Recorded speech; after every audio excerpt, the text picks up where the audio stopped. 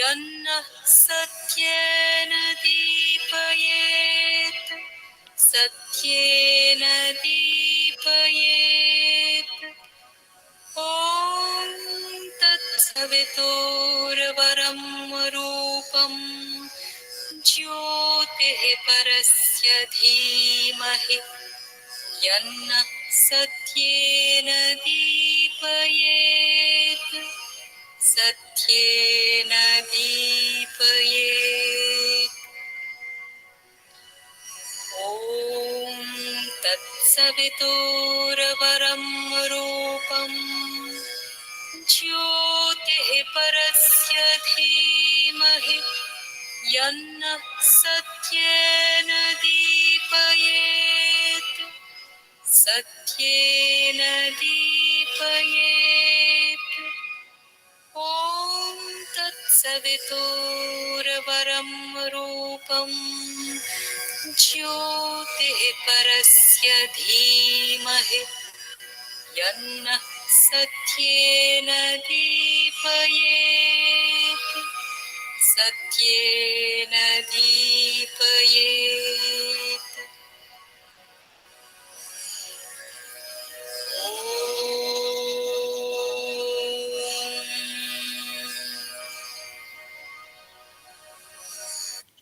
Thank you, sir. Thank you, madam. Thank you.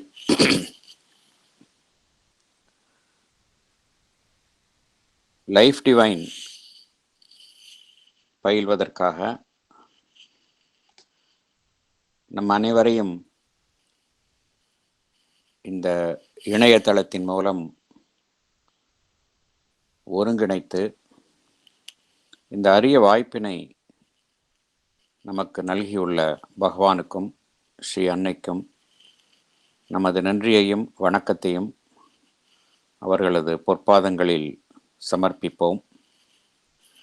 இத்தருணத்தில் நம் மனதில் எழும் ஒவ்வொரு எண்ணத்தையும் பேசும் ஒவ்வொரு வார்த்தையையும் அவர்களுக்கு காணிக்கையாக சமர்ப்பிப்போம். அனைவருக்கும் மாலை வணக்கம். சாப்டர் 26 பார்த்துட்டு இருக்கோம் லைஃப் டிவைனில். The ascending series of substance. இந்த பகவான் இந்த ஏறுமுக படிநிலைகள் சப்ஸ்டன்ஸ்னு பகவான் குறிப்பிடுவது இந்த அனைத்திற்கும் மூலமான அந்த பொருள், அந்த சச்சிதானந்தாவினுடைய அந்த சத், அதுதான் சப்ஸ்டன்ஸ் என்று பகவான் குறிப்பிடுகின்றார். அதனுடைய ஏறுமுக படிநிலைகள். கீழ்நிலையில் சடப்பொருளாக இருக்கின்றது, மேல்நிலையில் அது மெய்ப்பொருளாக இருக்கின்றது. ஸ்பிரிட், கீழே மேட்டர், மேலே ஸ்பிரிட், ஆனால் பொருள் ஒன்று தான். எப்படி கீழேந்து மேலே அதனுடைய கிரடேஷன்ஸ், படிநிலைகள் அமைந்துள்ளன. ஆதலால் இந்த சடப்பொருளுக்கும் நமக்கும் ஏற்பட்டுள்ள உறவு ஒரே நிலையில் அமைந்தது கிடையாது என்பதுதான் இதோடைய மைய கருத்து, இந்த சாப்டர்னுடைய மைய கருத்து. போன செஷனில் பேராகிராஃப் 5 வரைக்கும் கம்ப்ளீட்டாக பார்த்தோம், 6ல் கொஞ்சம் பார்த்தோம். இந்த செஷனில் மேற்கொண்டு தொடரலாம். அதுக்கு முன்னாடி என்ன இது வரைக்கும் பார்த்தோங்கிறத, போன செஷனில் என்ன பார்த்தோங்கிறத ஒரு சின்ன ப்ரீஃபாக ரீகால் பண்ணலாம். நம்ம இந்த சப்ஸ்டன்ஸ், இந்த மேட்டர்னு பார்க்கும்பொழுது நமக்கு எது அதனுடைய தன்மை புலப்படுகின்றது என்றால், அதனுடைய அந்த திடத்தன்மை, நம்மால் உணரக்கூடிய அந்த தொடுதலில் உணரக்கூடிய அந்த திடத்தன்மை, கடினத்தன்மை, இதுதான் இந்த சடப்பொருள் அப்படி என்ற நிலையில நாம் மேலோங்கி காணப்படும் அம்சம். இந்த எந்த அளவுக்கு நம்ம அந்த சடப்பொருள் திடத்தன்மையுடன் காணப்படுகின்றதோ அந்த அளவுக்கு நாம் ஒரு பொருளை உணர்கின்றோம். இந்த சடப்பொருள் நம்மளுடைய உணர்வு நிலையால் உள்வாங்கப்படுகின்றது. நம்ம உணர்வு நிலையில் அந்த பொருளை அதனுடைய வடிவங்களையும் தோற்றத்தையும் உள்வாங்க வேண்டும் என்றால் அது அதனுடைய வடிவம் ஒரு நீடித்திருக்கும் வடிவமாக இருக்க வேண்டும். அப்பொழுதுதான் நம் மனம் அந்த வடிவத்தை அதனுள் பதிய செய்ய முடியும். அதே போன்ற ஒரு பொருள் திடமாகவும் நீடித்து நிலைக்கும் தன்மை கொண்டதாக இருக்கும் பொழுதுதான் நம் வாழ்வில் அதனுடன் நம்மால் அந்த பொருளை நம் வாழ்வில் அன்றாட வாழ்வில் கையாள முடியும். இதெல்லாம் ஒரு பிராக்டிக்கல் அப்ரோச். நடைமுறையில் சடப்பொருளில் ஒரு மனிதன் கையாளும் அம்சங்கள் இவை எல்லாமே. இந்த சடப்பொருள் தன்மை, திடத்தன்மை நம்மளுடைய வேத காலத்தில் இருந்தே சிம்பாலிக்கா எதை குறிப்பிட்டார்கள் என்றால் இந்த பூமி, எர்த், இதைத்தான் குறிப்பிட்டார்கள். அதனால் அந்த தொடு உணர்ச்சி என்பதுதான் ஒரு அடிப்படை உணர்ச்சியாக கருதப்பட்டது. மற்ற உணர்ச்சிகள், இந்த டேஸ்ட், ஸ்மெல், ஹியரிங், சைட், இதெல்லாமே இந்த சூட்சும நிலையில் நம்மால் உணரப்படும் உணர்ச்சிகள். அதனால தான் நம்மளோட இந்த சாங்கியா பிலாசபியில் தத்துவத்தில் என்ன பண்ணாங்க அப்படின்னு எவ்வாறு இதை வகைப்படுத்தினார்கள் என்றால், இந்த சட்லஸ்ட் ஆஃப் த சப்ஸ்டன்ஸ் அதை ஸ்பேஸ், ஈத்தர் என்றாகவும், மிகவும் திடமான பொருளை எர்த், பூமி என்றாகவும், இடையில வெவ்வேறு படிநிலை, வெவ்வேறு வகைகளாக வகைப்படுத்தினார்கள். காற்று, ஏர், அதே போல ஒளி ஆர் அக்னி, ஃபயர், தண்ணீர், வாட்டர், இறுதியாக பூமி என்று வகைப்படுத்தினார்கள்.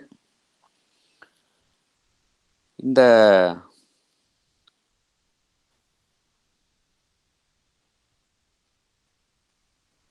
பியோர் சப்ஸ்டன்ஸ் தான் அதை அனைத்துக்குமே ஒரு அடிப்படை நிலையாக அமைவது.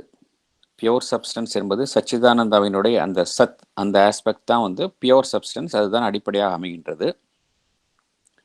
இறுதி நிலையாக, அதனுடைய இறுதி நிலையாக வடிவமாக வருவதுதான் சடப்பொருள். சடப்பொருளை நம்ம எது மேலோங்கி காணப்படுகின்றது என்றால் இந்த வடிவம், ஃபார்ம், அதுதான் மேலோங்கி காணப்படுகின்றது. அங்கு நாம் மெய்ப்பொருளை காணுவது இல்லை. இந்த சடப்பொருளில் என்ன அம்சம் காணப்படுகின்றது என்றால், இந்த கான்ஷியஸ்னஸ் அந்த இடத்துல குவிக்கப்பட்டுள்ளது. அது மாத்திரம் இல்லை, அங்கே இந்த ரெசிஸ்டன்ஸ், ஒரு எதிர்க்கும் தன்மை, அதே போன்று நீடித்து நிலைக்கும் அதனுடைய வடிவம், அதே போல ஒன்றுடன் ஒன்று கலவாமை, மியூச்சுவல் இம்பெனிட்ரபிலிட்டி, இத்தகைய அம்சங்கள்ல சட நிலையில் காணப்படுகின்றன. இது எதனால் காணப்படுகின்றன என்றால், ஒன்றோடு ஒன்று பிரிந்திருத்தல், தனித்திருத்தல், இத்தகைய அம்சங்களினால் நாம் இந்த சடப்பொருளின் தன்மைகளை உணர்கின்றோம். இந்த எந்த அளவுக்கு சடத்தன்மையிலிருந்து அந்த சூட்சும நிலைக்கு மேலே உயர்கின்றோமோ அந்த அளவுக்கு இதனுடைய எதிர்நிலைகளை உணர்கின்றோம். உயர்நிலையில, படிநிலைகள்ல இந்த சட பொருள் அதனுடைய சட்டர் ஸ்டேட்ஸ், அதனுடைய சூட்சும நிலைகளை எட்டும் பொழுது வடிவங்களை நம்பி இருப்பதில்லை. வடிவங்களுக்குள் ஒன்றோடு ஒன்று இணைப்பு ஏற்படுகின்றது. மியூச்சுவல் பெனிட்ரேஷன், ஒன்றோடு ஒன்று கலக்கின்றது. இதெல்லாம் எப்பொழுது ஏற்படுகின்றது என்றால், இந்த ஸ்தூல நிலையிலிருந்து சூட்சும நிலைக்கு செல்லும் பொழுது ஸ்தூல நிலையில் காணப்படும் அம்சங்களினுடைய தீவிரம் குறைந்து அதனுடைய எதிர்நிலைகள் வெளிப்படுகின்றது. கீழ்நிலையில என்ன பார்க்கின்றோம் என்றால் டிவிஷன், பிரிவை பார்க்கின்றோம். மேல்நிலையில யூனிட்டியை பார்க்கின்றோம். இந்த ஒருமையை நாம் பார்க்கின்றோம். கீழ்நிலையில என்ன பார்க்கின்றோம் என்றால் பொருள்கள் அதனுடைய நீண்டகால நீடித்திருக்கும் தன்மை, டியூரபிலிட்டி, அதை பார்க்கின்றோம் திடத்தன்மையில். அதே அம்சம் ஒரு சாஸ்வத தன்மை, இட்டர்னிட்டி, அத்தகைய தன்மையாக அங்கு மாறுதல் அடைந்து காணப்படுகின்றது. அங்கு மேல் நோக்கி செல்ல செல்ல இந்த அனந்தம், இன்ஃபினிட்டி, ஒரு வரையறைக்கு உட்பட்டு இல்லாமல் இருக்கும் தன்மை, ஒருமைத்தன்மை, பிரிக்க முடியாத தன்மை, இன்டிவிசிபிலிட்டி, இத்தகைய அம்சங்கள் சூட்சும நிலையில் காணப்படுகின்றன. இந்த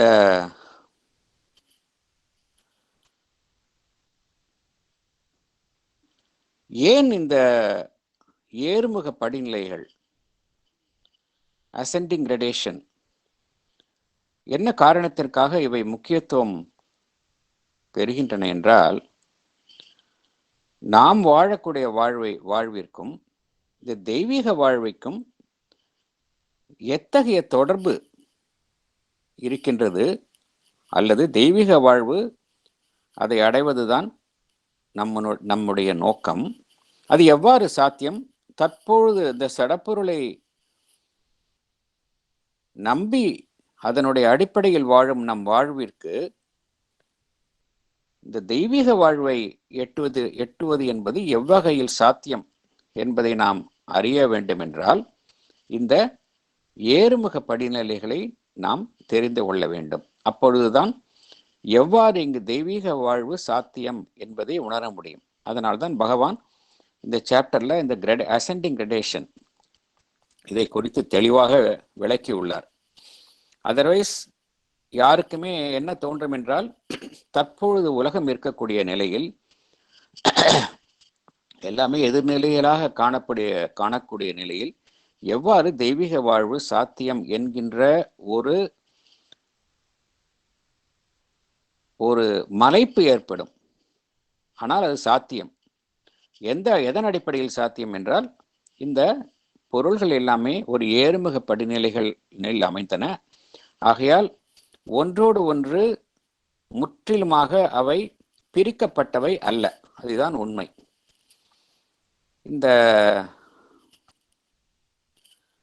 பகவான் இங்கு அடிப்படையாக கூறும் கருத்து என்னவென்றால், இந்த நாம் வாழக்கூடிய இந்த பிசிக்கல் லைஃப், சட உலகில் சடப்பொருளுக்கும் நமக்கும் ஏற்பட்டுள்ள உறவு ஒரு புலன்களின் அடிப்படையில் அமைந்துள்ள உறவு. ஆனால் இந்த உறவு ஒன்றுதான் இறுதியான உறவு என்றோ மாறாத உறவு என்றோ நாம் எடுத்துக்கொள்ள கூடாது. ஏனென்றால் இந்த விதி என்பது மாறும் விதி. ஆகையால் சடப்பொருளில் காணக்கூடிய நாம் ஏற்கனவே போன சாப்டர்ல பார்த்த அந்த knots, the difficulties, the ignorance, inertia, இந்த டிவிஷன், இதெல்லாமே மாறாத அம்சங்கள் அல்ல என்று பகவான் குறிப்பிடுகின்றார். ஆகையால் இந்த மெட்டீரியல் வேர்ல்ட், பிசிக்கல் வேர்ல்டில் வேறு விதமான ஒரு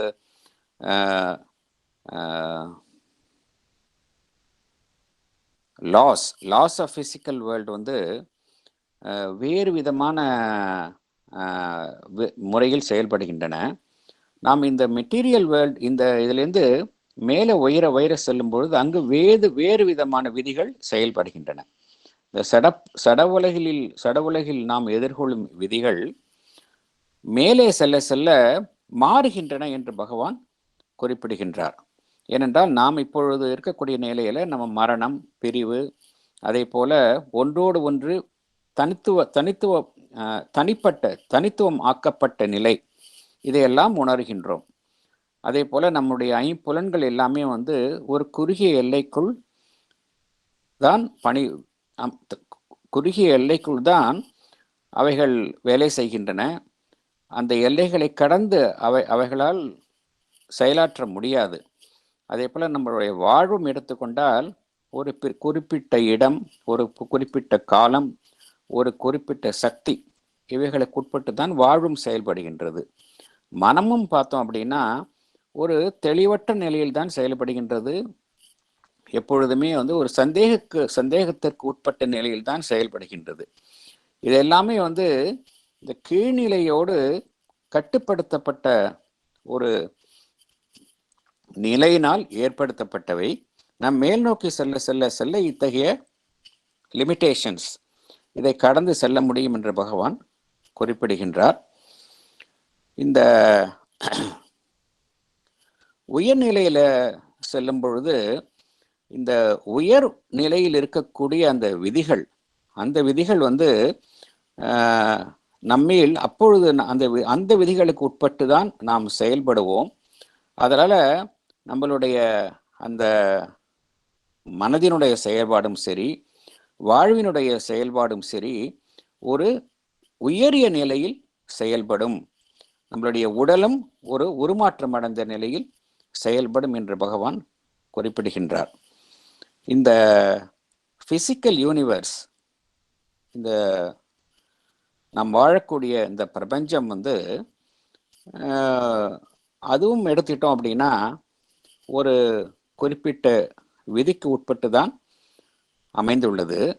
ஆனால் அந்த விதிக்கு உட்பட்ட நிலையிலேயே இந்த ஏறுமுக படிநிலைகள் அமைந்துள்ளன என்று பகவான் குறிப்பிடுகின்றார். ஏற்கனவே பார்த்த மாதிரி இந்த பிரபஞ்சத்திலேயே படிநிலைகளை காண்கின்றோம். பூமி, தண்ணி, ஃபயர், ஏர், காற்று, ஸ்பேஸ் என்று வெவ்வேறு படிநிலைகளை இந்த பிசிக்கல் யூனிவர்ஸ், இந்த பிரபஞ்ச நிலையிலேயே நாம் காண்கின்றோம். இந்த கீழ்நிலையில் இருக்கக்கூடிய அந்த திட வடிவமான அந்த சடப்பொருள் உயர்நிலையில எப்படி காணப்படுகின்றது என்றால் அது ஒரு மிகவும் நுண்ணிய நிலையில அது ஒரு சட்டில் சப்ஸ்டன்ஸாக காணப்படுகின்றது. ஆனால் இதையும் கடந்து என்ன இருக்கின்றது என்று நாம் சிந்தித்து பார்த்தோம்னால், இதையும் கடந்து சில தத்துவ ரீதியான அமைப்புகள் என்ன கூறின என்றால் வெறும் ஒன்றுமில்லை, சூன்யம்தான் இருக்கின்றது என்று கூறின. ஆனால் பகவான் என்ன கூறுகின்றார் என்றால் இதையும் கடந்து இருப்பதுதான் இந்த சச்சிதானந்த நிலை. ஆகையால் எதுவுமே சூன்யம் கிடையாது. இந்த உயர்நிலையில சச்சிதானந்த நிலை இருக்கின்றது, கீழ்நிலையில பார்த்தோம் அப்படின்னா அந்த மேட்டர் இருக்கின்றது என்று பகவான் குறிப்பிடுகின்றார். ஆகையால் ஒரு சடப்பொருள் அதனுடைய மிகவும் சூட்சுமமான நிலையில ஒரு ஒரு அந்த ஈத்தர் என்கின்ற அந்த நிலையில் காணப்பட்டாலும் கூட அதிலிருந்து தோன்றியது அல்ல. அனைத்திற்கும் மூலமாக இருப்பது அந்த சச்சிதானந்தா தான் என்று பகவான் குறிப்பிடுகின்றார். ஏனென்றால் சடப்பொருள் என்பது ஒரு இறுதியான வடிவம்தான். சடப்பொருளிலிருந்து வேறு ஒரு பொருள் தோற்றுவிக்கப்பட்டது கிடையாது. எது தோற்றுவிக்கும் பொருளாக இருக்கின்றது என்றால் அந்த சச்சிதானந்தாவில் இருக்கக்கூடிய அந்த பியோர் சப்ஸ்டன்ஸ், அதே போல சச்சிதானந்தாவில் இருக்கக்கூடிய அந்த பியோர் ஃபோர்ஸ், சிட் சக்தி, இதுதான் தோற்றுவிக்கும் சக்திகளாக செயல்படுகின்றது என்று பகவான் குறிப்பிடுகின்றார். அதனால் பகவான் இங்கு என்ன குறிப்பிடுகின்றார் என்றால் நம் கீழே காணக்கூடிய அந்த மெட்டீரியல் சப்ஸ்டன்ஸ், அதற்கும் மேல் அனைத்திற்கும் மூலமான அந்த பியோர் சப்ஸ்டன்ஸ் சச்சிதானந்தா, இதற்கும் இடையில் ஒன்று இருந்தாக வேண்டும். இதுதான் அந்த கிரடேஷன், படிநிலைகள் இருந்தாக வேண்டும். ஏனென்றால் கீழிருந்து நேரடியாக அந்த மேல்நிலைக்கு ஒருவர் செல்ல முடியாது. படிப்படியாக அந்த நிலைகளை கடந்துதான் செல்ல வேண்டும். இந்த படிநிலைகள் இருந்தாக வேண்டும் என்று பகவான் குறிப்பிடுகின்றார். இடையில் ஒரு வெற்றிடமோ ஒரு காலியிடமோ இருப்பது இல்லை என்று பகவான் குறிப்பிடுகின்றார். இந்த நாம் காணக்கூடிய அந்த பிரபஞ்சம் ஒரு சடப்பொருளை சார்ந்து அமைந்துள்ளது. ஆனால் இது மாத்திரம் ஒன்று அல்ல. இது ஒன்று மாத்திரம் உண்மை கிடையாது. என்ன காரணம் என்றால் இந்த சட உலகைக்கு மேலே வெவ்வேறு படிநிலைகள் சூட்சும நிலையில் சூட்சும விதிகளுக்கு உட்பட்டு காணப்படுகின்றன. இந்த கடேஷன் எதனை ஒத்து அமைந்திருக்கின்றன என்றால், நாம் ஏற்கனவே அறிந்துள்ள இந்த சடப்பொருள், இந்த வாழ்வு, இந்த மனம், அதற்கு மேல் அதிமனம், அதற்கு மேல் உள்ள இந்த உயர்நிலைகள் சச்சித்தானந்தா, இந்த விதிகளுக்கு இந்த அம்சங்களை ஒட்டிதான் இந்த கிரடேஷன்ஸ், இந்த ஏறுமுக படிநிலைகள் இதுவும் அமைந்துள்ளன என்று பகவான் குறிப்பிடுகின்றார். இது ஒரு முக்கியமான கருத்து. இதெல்லாம் இந்த கிரடேஷன்ஸ் ஆஃப் சப்ஸ்டன்ஸ் என்பது எதை ஒட்டி அமைந்துள்ளது என்றால், இந்த 7 அம்சங்களை ஒட்டி தான் அமைந்துள்ளது என்று பகவான் குறிப்பிடுகின்றார். Matter, life, mind, super mind, அதற்கு மேல் இருக்கக்கூடிய இந்த சச்சித் ஆனந்தா, இந்த 7 அம்சங்களை ஒட்டிதான் இந்த கிரடேஷன்ஸ் படிநிலைகள் அதுவும் அமைந்துள்ளன என்று பகவான் குறிப்பிடுகின்றார். இது ஒரு முக்கியமான கருத்து. அதனால் இந்த ஒவ்வொரு நிலையிலுமே இந்த படிநிலைகள், கிரடேஷன் ஆஃப் சப்ஸ்டன்ஸ், இந்த விதிகளை ஒட்டி தான் அமைந்துள்ளது என்று பகவான் குறிப்பிடுகின்றார். ஒவ்வொரு நிலையிலுமே அந்த சப்ஸ்டன்ஸ், அந்த பொருள் எவ்வாறாக செயல்படுகின்றது என்றால், இந்த ஏற்கனவே நாம் பார்த்த அம்சங்கள், 7 விதமான அம்சங்கள் பார்த்தோம் அல்லவா? அந்த அம்சங்களை தாங்கும் வாகனமாகத்தான் இந்த பொருள், இந்த சப்ஸ்டன்ஸ் என்பது ஒவ்வொரு படிநிலையிலும் காணப்படுகின்றது என்று பகவான் குறிப்பிடுகின்றார். இதுதான் இதுவரைக்கும் நம்ம பார்த்த அடிப்படை கருத்து. பேராகிராஃப் 6ல் நம்ம ஏற்கனவே ஆரம்பித்தோம். இப்போ திருப்பி அதுலேருந்தே ஆரம்பிக்கலாம். சுந்தர் சார், படிக்கிறீங்களா? Yes, sir. Paragraph 6. Here, in the material world, everything is founded upon the formula of material substance. Sense, life, thought found themselves upon what the ancients called the earth power. Start from it, obey its laws, accommodate their workings to this fundamental principle, limit themselves by its possibilities, and if they would develop others, have even in that development to take account of the original formula, its purpose, and its demand upon the divine evolution. The sense works through physical instruments, the life through a physical nerve system and vital organs.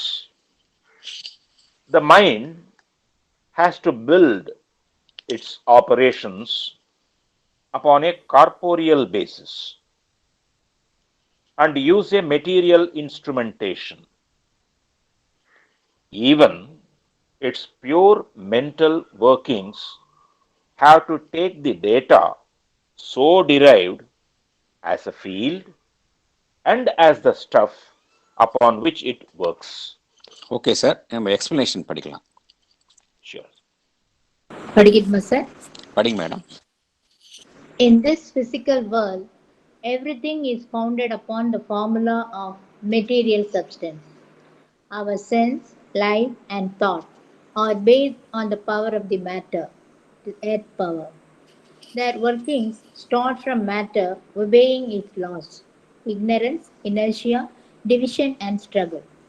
Their workings are arranged in such a way so as to accommodate this fundamental principle of matter.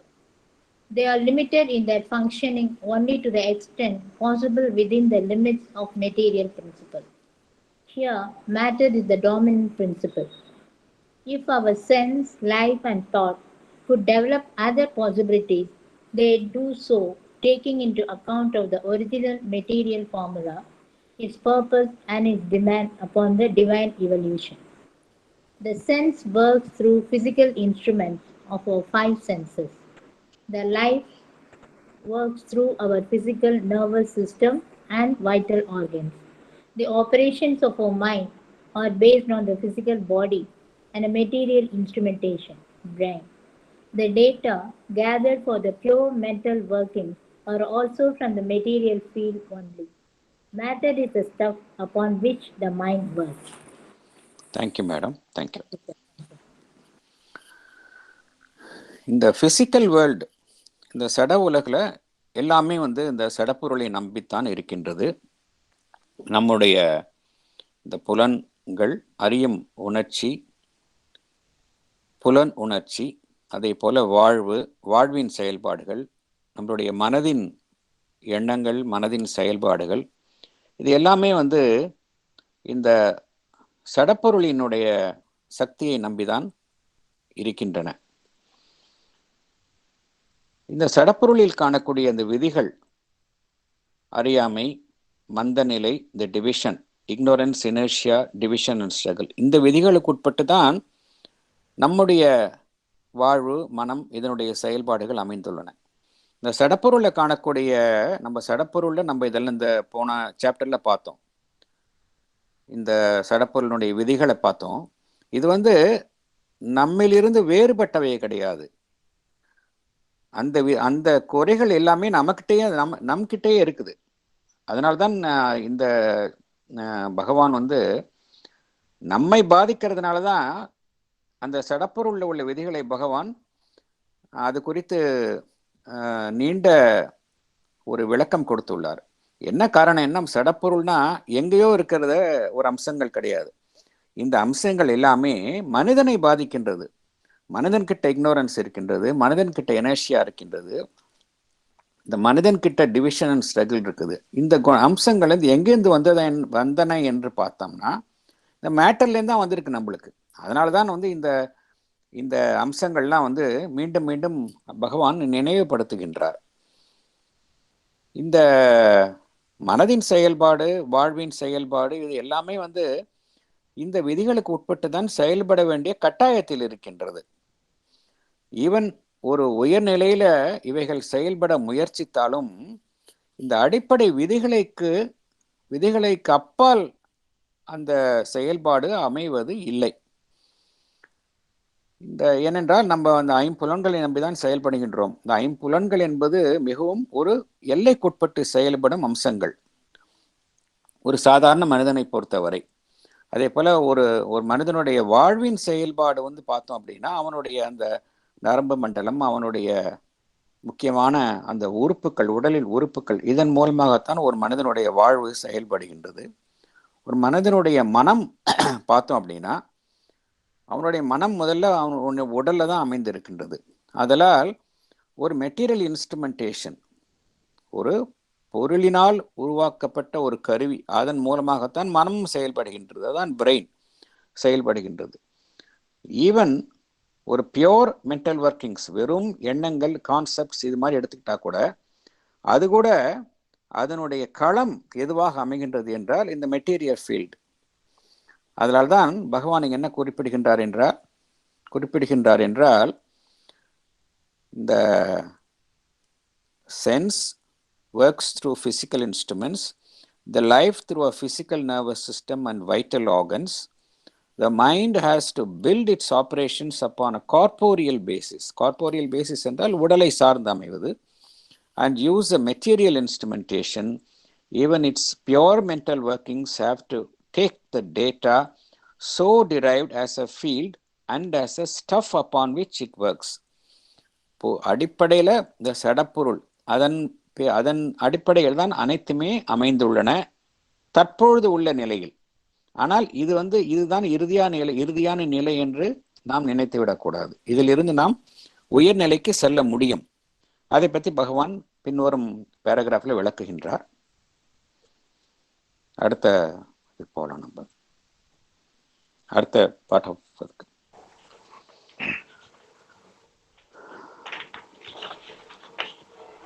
There is no necessity in the essential nature of mind, sense, life that they should be so limited. For the physical sense organs are not the creators of sense perceptions, but themselves the creation, the instruments. And here, a necessary convenience of the cosmic sense. The nervous system and vital organs are not the creators of life's action and reaction, but themselves the creation, the instruments. And here, a necessary convenience of the cosmic life force. The brain is not the creator of thought, but itself the creation, the instrument, and here a necessary convenience of the cosmic mind. Okay, explanation படிங்க. Sir நான் படிக்கவா? படிங்க madam. In their essential nature, there is no necessity for the mind, sense, life to be limited by material nature. Physical sense organs are not creators of sense perceptions, but they are the creation, the instruments, and here a necessary convenience of the cosmic sense. The nervous system and vital organs are not the creators of life's actions and reaction, but they are the creation, the instruments, and here a necessary convenience of the cosmic life force. The brain is not the creator of thought, but it is the creation, the instrument, and here a necessary convenience of the cosmic mind. Thank you, sir. Okay, நான் இதை explain பண்ணிடுறேன். இது ரொம்ப ஒரு மிகவும் ஒரு மாறுபட்ட கருத்தை பகவான் இங்கே குறிப்பிடுகின்றார். நாம் நினைத்து கொண்டிருப்பதற்கும் பகவான் இங்கே சொல்லக்கூடிய கருத்தும் பார்த்தோம் அப்படின்னா ஒரு மிகவும் மாறுபட்ட கருத்து பகவான் இங்கே குறிப்பிட்டுள்ளார். இன்ஃபேக்ட் பகவான் என்ன குறிப்பிடுகின்றார் என்றால், நாம் போன பார்ட் ஆஃப் எக்ஸ்பிளனேஷனில் பார்த்தோம் எவ்வாறு ஒரு மனிதனுடைய புலன்கள், மனம், வாழ்வு இவை எல்லாமே இந்த சடப்பொருளினுடைய ஆதிக்கத்தில் இருக்கின்றது என்பதை பார்த்தோம். ஆனால் அது மாதிரி இருக்க வேண்டிய அவசியம் இல்லை என்று பகவான் குறிப்பிடுகின்றார். அதான் பகவானுடைய எழுத்துக்களை பார்த்தோம் அப்படின்னா ஒரு பார்ட்டை மாத்தம் பார்த்தோம் அப்படின்னா அதுதான் உண்மை என்று தோணும். முழுவதுமாக படிக்க தான் நம்மளுக்கு பகவான் மாறுபட்ட கருத்துக்களை விளக்குகின்றார். இந்த பார்ட் ஆஃப் த பேராகிராஃப்ல பகவான் என்ன கூறுகின்றார் என்றால், அவ்வாறு இருக்க வேண்டிய அவசியம் இல்லை என்று பகவான் குறிப்பிடுகின்றார். மனமும் ஒரு மனிதனுடைய புலன்களும் வாழ்வும் இந்த சட உலகினால் கட்டுப்பட்டு இருக்க வேண்டிய அவசியம் இல்லை என்று பகவான் குறிப்பிடுகின்றார். இதுக்கு என்ன அடிப்படையான ஒரு கருத்தை பகவான் குறிப்பிடுகின்றார் என்றால், இந்த நாம் ஏற்கனவே பார்த்த இந்த உபகரணங்கள் எல்லாமே சென்ஸ் ஆர்கன்ஸ், அதே போல் இந்த nervous system and vital organs இதெல்லாமே கருவிகள் தான். அதே போல் ஒரு மனிதனுடைய பிரெயின் இதெல்லாம் ஒரு விளைவை ஏற்படுத்துகின்றன. ஆனால் இவைகள் இந்த விளைவை ஏற்படுத்தும் மூல சாதனங்கள் இல்லை அப்படிங்கிறார் பகவான். இதற்கெல்லாமே மூலம் பார்த்தோம் அப்படின்னா ஒவ்வொரு அமைப்பிற்கும் பின்னால் உள்ள இந்த காஸ்மிக் பிரின்சிபிள் அதுதான் இத்தகைய உபகரணங்களை உருவாக்கி அதனுடைய தேவையை பூர்த்தி செய்து கொள்கின்றது. அதனால் இதெல்லாம் இடைப்பட்ட ஒரு கருவிகள் தானே ஒழிய இவைகள் மூலம் அல்ல என்ற கருத்தை பகவான் குறிப்பிடுகின்றார். இந்த பிசிக்கல் ஆர்கன்ஸ் பார்த்தோம் அப்படின்னா, சென்ஸ் ஆர்கன்ஸ் பார்த்தோம் அப்படின்னா அவைகள் என்ன தோற்றுவிக்கின்றது என்றால் இந்த சென்ஸ் பர்செப்ஷன்ஸ், ஐம்புலன்களின் மூலமாக ஒரு புரிதலை நமக்கு ஏற்படுத்துகின்றன. ஆனால் அவைகள்தான் இந்த இறுதியான விளைவை அதை they are not creators. அவைகள் இதற்கு அடிப்படையான ஒரு மூலக்கர்த்தாக செயல்படுவது இல்லை. அவைகள் எவைகளாக செயல்படுகின்றது என்றால், இந்த ஒரு காஸ்மிக் சென்ஸ், இந்த பிரபஞ்ச அறிவு, அதனுடைய ஒரு கருவிகளாக செயல்படுகின்றன அப்படிங்கிறார் பகவான். அதே போல நம்மளுடைய அந்த நர்வஸ் சிஸ்டம், வைட்டல் ஆர்கன்ஸ், உறுப்புகள், முக்கியமான உறுப்புகள், இதெல்லாமே நாம் நினைத்து கொண்டிருக்கிறோம் அவைகள் தான் வாழ்வினுடைய செயல்பாடுகளை தோற்றுவிக்கின்றன என்று நாம் நினைத்து கொண்டிருக்கின்றோம். ஆனால் பகவான் என்ன குறிப்பிடுகின்றார் என்றால், அவைகள் எதற்காக தோற்றுவிக்கப்பட்டன என்றால், இந்த நர்வஸ் சிஸ்டம், இந்த வைட்டல் ஆர்கன்ஸ் ஒரு கருவிகளாக, ஒரு பிரபஞ்ச வாழ்வின் செயல்பாட்டிற்கு செயல்படும் துணை புரியும் ஒரு கருவிகளாக அவைகள் செயல்படுகின்றன. ஆகையால் எது அடிப்படைன்னு பார்த்தோம் அப்படின்னா, அந்த பிரபஞ்ச அமைப்பு, காஸ்மிக் பிரின்சிபிள். அதே போல ஒரு மனிதனுடைய அந்த மூளை, அது எண்ணங்களை உருவாக்குவது இல்லை. ஆனால் மூளை எதனுடைய ஒரு படைப்பாக இருக்கின்றது, படைப்பாகவும் கருவியாகவும் இருக்கின்றது என்றால், இந்த காஸ்மிக் மைண்ட், இந்த பிரபஞ்ச மனதின் அதனுடைய வசதி பொருட்டு ஏற்படுத்தப்பட்ட ஒரு கருவிதான் ஒரு மனிதனுடைய மனம் என்பது. ஆகையால் இந்த தனி மனித அளவில் பார்க்கக்கூடிய இவை எல்லாமே இதற்கு பின்னால் உள்ள இந்த பிரபஞ்ச காஸ்மிக் பிரின்சிபிள், அதனுடைய அம்சங்கள் என்று பகவான் குறிப்பிடுகின்றார். இதனுடைய மூலம் பார்த்தோம் அப்படின்னா, இது குறித்த இந்த கருத்தினுடைய மிகவும் ஒரு விளக்கமான கருத்தை ஏற்கனவே பகவான் குறிப்பிட்டுள்ளார். அது எங்க அப்படின்னா, சாப்டர் 10ல் கான்ஷியஸ் ஃபோர்ஸ், அந்த சச்சிதானந்தாவினுடைய 3 அம்சங்களை குறிப்பிடும் பொழுது, இந்த பியூர் எக்ஸிஸ்டன்ஸ் ஒரு சாப்டர், அடுத்த சாப்டர் இந்த கான்ஷியஸ் ஃபோர்ஸ், அதுக்கு அடுத்த சாப்டர் பார்த்தோம் அப்படின்னா இந்த delight of existence problem, the delight of existence solution. இந்த 4 அம்சங்கள், 4 சாப்டர்ஸில் சச்சிதானந்தாவினுடைய அம்சத்தை குறிப்பிடும் பொழுது சாப்டர் 10ல் கான்ஷியஸ் ஃபோர்ஸ் என்று நம்ம இப்போ ஒரு சாப்டரில் நம்ம பார்த்தோம். அதில் பகவான் மிகவும் தெளிவாக விளக்குகின்றார் இந்த கருத்தை.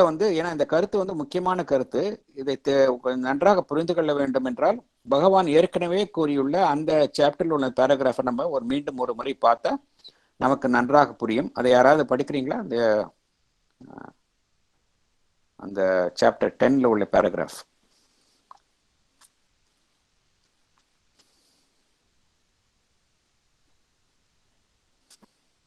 எந்த பேராகிராஃப்? பேராகிராஃப் 10 கீழே கொடுத்துருக்குமாங்க. அந்த நம்மளோட எக்ஸ்பிளனேஷன்லயே இட்டாலிக்ஸ்ல கொடுத்துருக்கோம். நான் படிக்கவா? Okay. Materialism indeed insists that அதானே? எஸ், அதான். Materialism indeed insists that whatever the extension of consciousness, it is a material phenomenon inseparable from our physical organs and not their utilizer but their result. This orthodox contention, however, is no longer able to hold the field against the tide of increasing knowledge. Its explanations are becoming more and more inadequate and strained. It is becoming always clearer that not only does the capacity of our total consciousness far exceed that of our organs, the senses, the nerves, the brain, but that even for our ordinary thought and consciousness, these organs are only their habitual instruments and not their generators. Consciousness uses the brain which its upward strivings have produced. Brain has not produced, nor does it use the consciousness. These are even abnormal instances. There are even abnormal instances which go to prove that our organs are not entirely indispensable instruments, that the heartbeats are not absolutely essential to life any more than is breathing, nor the organized brain cells to thought. Our physical organism no more causes or explains thought and consciousness than the construction of an engine causes or explains the motive power of steam or electricity. The force is anterior, not the physical instrument. Thank you. இந்த கடைசியில் ஒரு sentence இருக்கு, அதுதான் முக்கியம். இந்த force தான், force is anterior not the physical instrument. ஃபோர்ஸுங்கிறது consciousness force, சிட் சக்தி, அதுதான் எல்லாத்துக்கும் முக்கியமாக இருக்கிறத உடைய ஃபிசிக்கல் இன்ஸ்ட்ருமெண்ட்ஸ் கிடையாது. நம்ம பார்க்கக்கூடிய அந்த நர்வ்ஸ், பிரெயின், சென்சஸ் இதெல்லாமே வந்து கருவிகள் தான். இவைகள்லாம் வந்து அந்த சக்தியினால் உருவாக்கப்பட்டவை, அந்த செயலுக்காக உருவாக்கப்பட்டவை ஒழிய அவைகள் வந்து அவைகளினால் எதுவுமே உருவாக்கப்படுவது இல்லை, அவைகளே உருவாக்கப்பட்டவை. இந்த முக்கியமான கருத்து என்ன காரணம் என்ற பகவான் இங்கு ஒரு அருமையான ஒரு உதாரணத்தை சொல்கின்றார். ஒரு என்ஜினை வந்து நம்ம உருவாக்குகின்றோம். அந்த என்ஜினை உருவாக்குனா மாத்திரமே, அந்த வெறும் என்ஜினை வைத்து கொண்டு அந்த என்ஜினை வந்து செயல்படுத்தும் அந்த சக்தியை நாம் புரிந்து கொள்ள முடியாது. வெறும் அந்த இயந்திரத்தை வைத்துக்கொண்டு, அதை மாத்திரம் வைத்துக்கொண்டு அந்த இயந்திரத்தை பயன்படுத்தும் அந்த பின்னால் உள்ள அந்த சக்தியை நம்மால் புரிந்து கொள்ள முடியாது. அந்த சக்தியை புரிந்து கொண்டால்தான் நம்மால் அந்த இயந்திரத்தை உருவாக்க முடியும். அதே போலதான் அனைத்திற்கும் பின்னால இருக்கக்கூடிய அந்த கான்சியஸ்னஸ் ஃபோர்ஸ், சச்சிதானந்தாவில் இருக்கக்கூடிய அந்த கான்சியஸ்னஸ் ஃபோர்ஸ், அது வந்து உயர் நிலையில இருக்கின்றது. அதுக்கு அடுத்த நிலையில காஸ்மிக் நிலையில, யூனிவர்சல்ல, பிரபஞ்சம் தழுவிய நிலையில இருக்கின்றது. அப்புறம் தனிப்பட்ட நிலையில இருக்கின்றது. அது அதனுடைய வசதி பொருட்டு அனைத்தையுமே உருவாக்குகின்றது. ஆகையால் நாம் இப்பொழுது இருக்கக்கூடிய இந்த உபகரணங்கள் எல்லாமே வந்து இறுதியான நிலைகள் கிடையாது என்கின்ற கருத்தை தான் பகவான் இங்கு விளக்குகின்றார். அடுத்த பார்ட் ஆஃப் இதுக்கு போகலாம் நம்ம.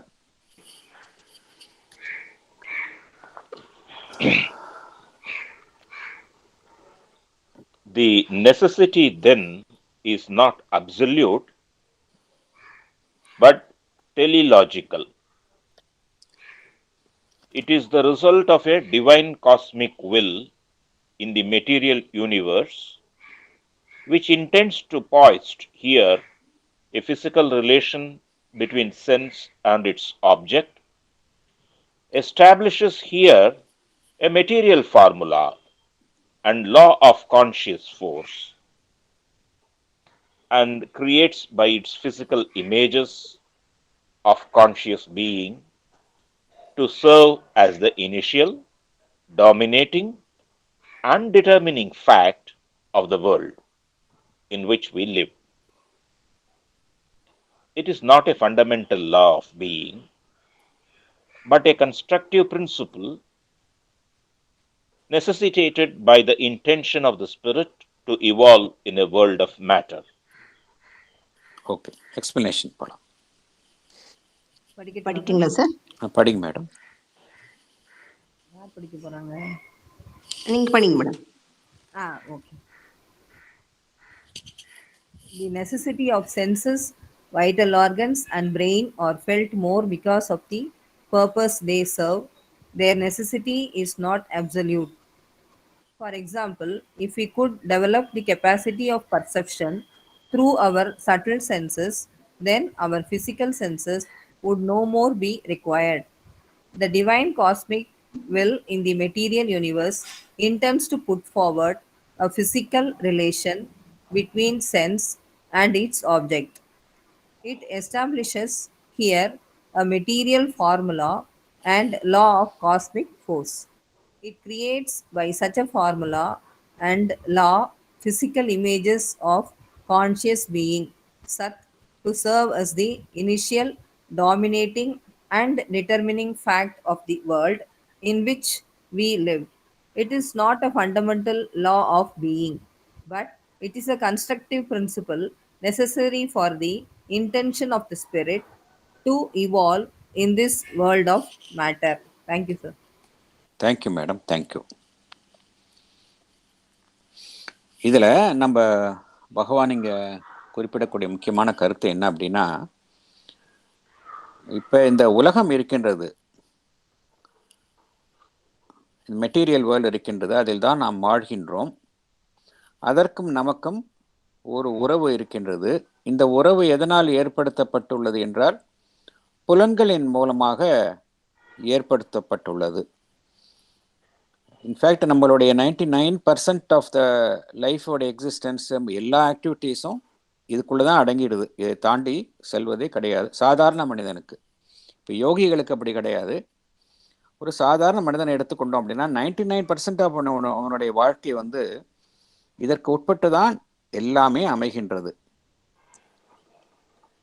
இங்க பகவான் என்ன குறிப்பிடுகின்றார் என்றால், இது வந்து என்ன ஒரு தவறான ஒரு எண்ணம் எல்லார் மனதிலையும் நம் மனதில் அனைவரும் இந்த உலகத்தில் இருக்கக்கூடிய மோஸ்ட் ஆஃப் த பீப்புள் அவர்களுடைய மனதில் என்ன பதிந்து உள்ளது என்றால், இதுதான் வந்து B all and end all, ஆரம்பம் முடிவு எல்லாமே இதுக்குள்ளவே அடங்கிடுது அப்படின்னு நாம் நினைத்து கொண்டிருக்கின்றோம். ஆனால் அது கிடையாது என்று பகவான் குறிப்பிடுகின்றார். இந்த உறவு, இந்த இங்கே என்ன பகவான் குறிப்பிடுகின்றார் என்றால், இந்த ஐம்புலன்கள், இந்த வைட்டல் ஆர்கன்ஸ், உறுப்புகள், பிரெயின், இதெல்லாம் நாம் உணர்கின்றோம். எதன் மூலமாக உணர்கின்றோம் என்றால், இறுதியாக அதன் மூலமாக ஒரு செயல்பாடு நடக்கின்றது. அந்த செயல்பாட்டின் மூலமாக நாம் உணர்கின்றோம். ஆனால் அந்த அவைகளினுடைய தேவை என்பது ஒரு அறுதியான தேவை கிடையாது. இட் இஸ் நாட் அப்சல்யூட் அப்படிங்கிறார் பகவான். என்ன காரணம் என்றால், ஏன் அப்சல்யூட்டா இருக்கின்றது என்றால் இந்த நிலையில தான் அப்சல்யூட்டா இருக்கின்றது. ஆனால் இதை கடந்த அடுத்த நிலைக்கு செல்லும் பொழுது அதனுடைய தேவைகள் இன்றியமையாதது கிடையாது. அதாவது அதனுடைய இது வந்து ஈவன் மனிதர்களிடத்தையே நம்ம பார்க்கலாம். சில மனிதர்கள் பார்த்தோம் அப்படின்னா அவர்களுக்கு வந்து இந்த இன்ட்யூட்டிவ் கெப்பாசிட்டி இருக்கும். ஒரு சாதாரண மனித நிலையிலேயே பார்த்தோம் அப்படின்னா சில மனிதர்களுக்கு அந்த இன்ட்யூட்டிவ் கெப்பாசிட்டி, அந்த நுண்ணறிவு ஏற்பது இருக்கும். ஸோ அவங்களுடைய டிபெண்டன்ஸ் பார்த்தோம் அப்படின்னா வெறும் ஐம்புலன்களை மாத்திரமே நம்பி இருக்காது. இது வந்து ஒரு சாதாரண மனித நிலையிலே நம்ம பார்க்குறோம். சில பேருக்கு அந்த கெப்பாசிட்டிஸ்லாம் இருக்கும். அதனால் நம்ம அந்த ஐம்புலன்களை நம்பித்தான் இருக்க வேண்டும் என்கின்ற அவசியம் பழக்கத்தினால் ஏற்பட்டதை ஒழிய அவ்வாறு இருக்க வேண்டிய அவசியம் கிடையாது என்று பகவான் குறிப்பிடுகின்றார். என்ன காரணத்தினால இவைகள் அமைக்கப்பட்டன என்றால், இந்த பிரபஞ்சத்தினுடைய இயக்கம் எல்லாமே வந்து ஒரு பிரபஞ்சத்தினுடைய ஒரு இறைத்தன்மையினுடைய ஒரு சங்கல்பம், இந்த டிவைன் வில். அதன் மூலமாகத்தான் பிரபஞ்சம் அமைந்துள்ளது. பிரபஞ்சத்தில் இறைவனின் வெளிப்பாடு நடக்கின்றது. அவ்வாறு நடக்கும் பொழுது அது என்ன செய்கின்றது என்றால், அந்த இறை சங்கல்பம் ஒரு சடநிலையிலான அந்த உறவை ஒரு பொருளிற்கும் ஒரு மனிதனுக்கும் இடையில் அவனுடைய ஐம்புலன்களின் மூலமாக ஏற்படுத்துகின்றது. இது வந்து ஒரு இறை சங்கல்பம். அந்த சங்கல்பம் என்ன செய்கின்றது என்றால், ஒரு சடநிலையில் உள்ள விதிக்கு உட்பட்டு இந்த பிரபஞ்ச சக்தி அதனுடைய விதிக்கு உட்பட்டும் இந்த அமைப்பை ஏற்படுத்துகின்றது. இந்த அமைப்பு வந்து ஒரு ஆரம்ப கால அமைப்பு, அதைத்தான் நாம் புரிந்து கொள்ள வேண்டும். அதனால் என்ன செய்கின்றது என்றால், இந்த விதிக்கு உட்பட்டு ஒரு பிசிக்கல் இமேஜஸ், சடநிலையில் உள்ள வடிவங்கள். எதனுடைய வடிவங்கள்? இந்த கான்சியஸ் பீயிங், சத். ஏனென்றால் நம்ம பார்க்கறது மேட்டரா இருந்தாலும் கூட அதன் பின்னால் உள்ள பொருள் எதுன்னு பார்த்தோம்னா கான்சியஸ் பீயிங். கான்சியஸ் பீயிங் வந்து சச்சிதானந்தாவில் இருக்கக்கூடிய அந்த சத் என்பது மிகவும் உயரிய நிலையில, செட்லஸ்ட் ஃபார்ம்ல, அங்கே வடிவங்களற்ற நிலையில இருக்கின்றது. அந்த நிலையில நம்ம பார்க்க முடியாது. ஆனால் சடப்பொருளின் மூலமாக தன்னை ஒரு வடிவத்தின் மூலமாக வெளிப்படுத்திக் கொள்கின்றது. அது வந்து ஒரு ஆரம்ப நிலை, அதுதான் ஒரு மேலோங்கிய நிலை. அதன் மூலமாகத்தான் அனைத்தும் உறுதி செய்யப்படுகின்றன. இந்த சட உலகில் எல்லாமே வடிவங்களின் மூலமாகத்தான் உறுதி செய்யப்படுகின்றன.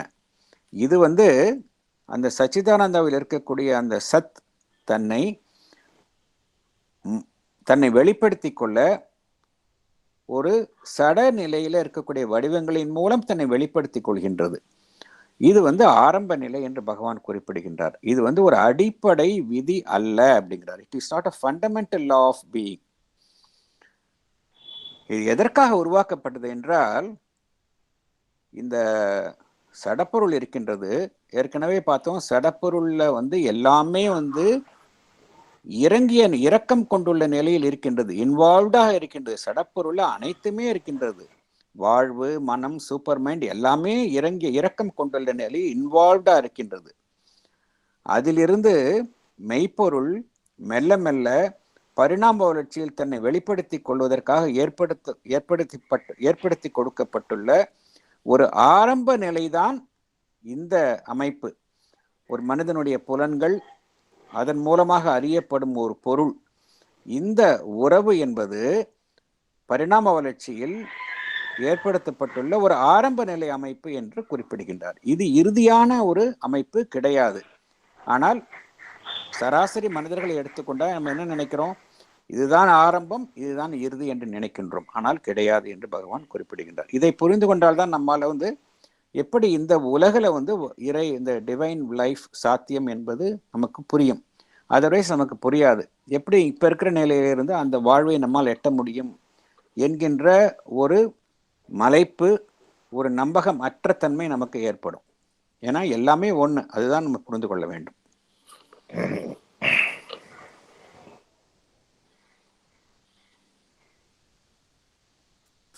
அதான் கன்ஸ்ட்ரக்டிவ் பிரின்சிபல் அப்படின்னு. எஸ், அதான் constructive principle. But a constructive principle necessitated by the intention of the spirit to evolve in a world of matter. நம்ம பார்க்கக்கூடிய அனைத்துமே எல்லாமே ஒரு காரணத்திற்காக ஏற்படுத்தப்பட்டவை. இந்த இவல்யூஷன்ல, பரிணாம வளர்ச்சியில. பட் மனிதனுடைய அறியாமையினால நம்ம இந்த கருத்தை நாம் அறியாத நிலையில் இருக்கின்றோம். இதுதான் இறுதியான நிலை என்று நாம் அந்த இறுதியான நிலை, இதற்கு பின்னால் வேறு எந்த நிலையும் கிடையாது என்கின்ற நிலையில் இருக்கின்றோம்.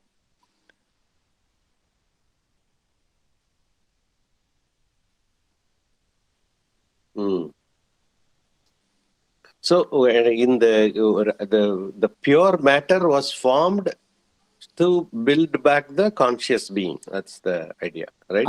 அதாவது மேட்டர் அப்படிங்கிறது சச்சிதானந்தாவினுடைய ஒரு மறுமுனை தான். அது சச்சிதானந்தாவில எப்படி மேட்டர் எப்படின்னா, அந்த சத் அப்படிங்கிறது எப்படி இருக்கு அப்படின்னா, அந்த இடத்துல எந்த விதமான பியோர் சப்ஸ்டன்ஸா இருக்கின்றது. பியோர் சப்ஸ்டன்ஸ் அப்படின்னா அங்க எதுவுமே கிடையாது, உருவம் கிடையாது, அங்க வடிவம் கிடையாது, பியூரஸ்ட் ஃபார்ம்ல அங்க இருக்குது. பியூரஸ்ட் ஃபார்ம்ல இருந்தது அப்படின்னா நம்மால் இப்ப இருக்கிற சாதாரண மனிதனால புரிந்து கொள்ள முடியாது இல்லையா? அது தன்னை சடப்பொருளின் மூலமாக, ஒரு வடிவத்தின் மூலமாக தன்னை வெளிப்படுத்தி கொள்கின்றது. அந்த வடிவத்தை ஒரு மனிதன் புரிந்து கொள்ள வேண்டும் என்றால் அவனுக்கு ஏதோ ஒரு உபகரணங்கள் தேவைப்படுகின்றது. அந்த உபகரணங்களுக்காக அந்த ஐம்புலன்கள் அமைக்கப்படுகின்றன. அவன் வாழ்வை செயல்படுத்துவதற்காக அவனுடைய வைட்டல் ஆர்கன்ஸ் அமைக்கப்படுகின்றது. அவனுடைய மனதை செயல்படுத்துவதற்காக மூளை அமைக்கப்படுகின்றது. ஆகையால இந்த அமைப்பு தன்னை வெளிப்படுத்தி கொள்ள வேண்டும் என்பதற்காக ஏற்படுத்தப்பட்ட, தன் வசதி பொருட்டு ஏற்படுத்தப்பட்ட சாதனங்கள் என்று பகவான் குறிப்பிடுகின்றார். ஏனென்றால் அப்பொழுதுதான் அந்த மேட்டர் மனிதன் அறிவான். பட் இது ஆரம்ப நிலை என்று பகவான் குறிப்பிடுகின்றார். இந்த இவல்யூஷனரி ப்ராசஸ்ல ஸ்பிரிட் தன்னை மெல்ல மெல்ல வெளிப்படுத்தி கொள்ளும் பொழுது இது ஆரம்ப நிலை என்று பகவான் குறிப்பிடுகின்றார்.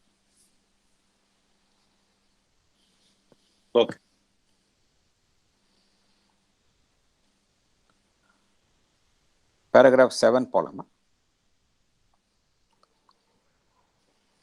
Paragraph 7. In the next grade of substance, the initial, dominating, determining fact is no longer substantial form and force, but life and conscious desire.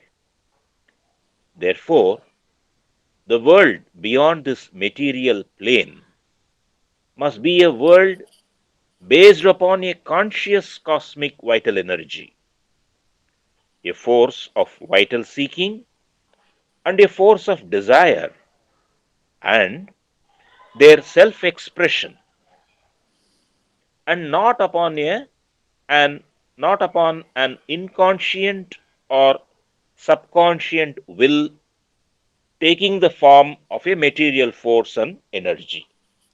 Thank you sir, thank you.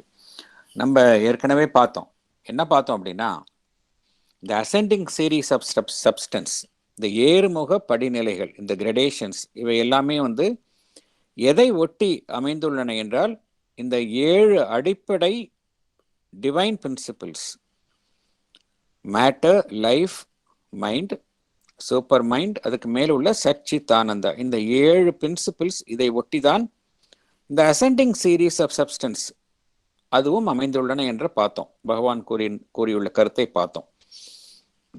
ஆக நம்ம ஏற்கனவே இந்த பேராகிராஃப் 6ல என்ன பார்த்தோம் அப்படின்னா, எப்படி கீழ்நிலையில மெட்டீரியல் லெவல்ல எவ்வாறு அமைந்துள்ளது அப்படிங்கிறத பார்த்தோம். இதுக்கு அடுத்த நிலையில லைஃப் வருகின்றது. அந்த நிலையைத்தான் இங்கே பகவான் குறிப்பிடுகின்றார். இந்த ஃபர்ஸ்ட் கிரேட் ஆஃப் சப்ஸ்டன்ஸ் வந்து மேட்டர், அடுத்த கிரேட் ஆஃப் சப்ஸ்டன்ஸ் வந்து லைஃப் ஃபோர்ஸ், சித் சக்தி. இந்த நிலையில வந்து எது மேலோங்கி காணப்படுகின்றது என்றால்,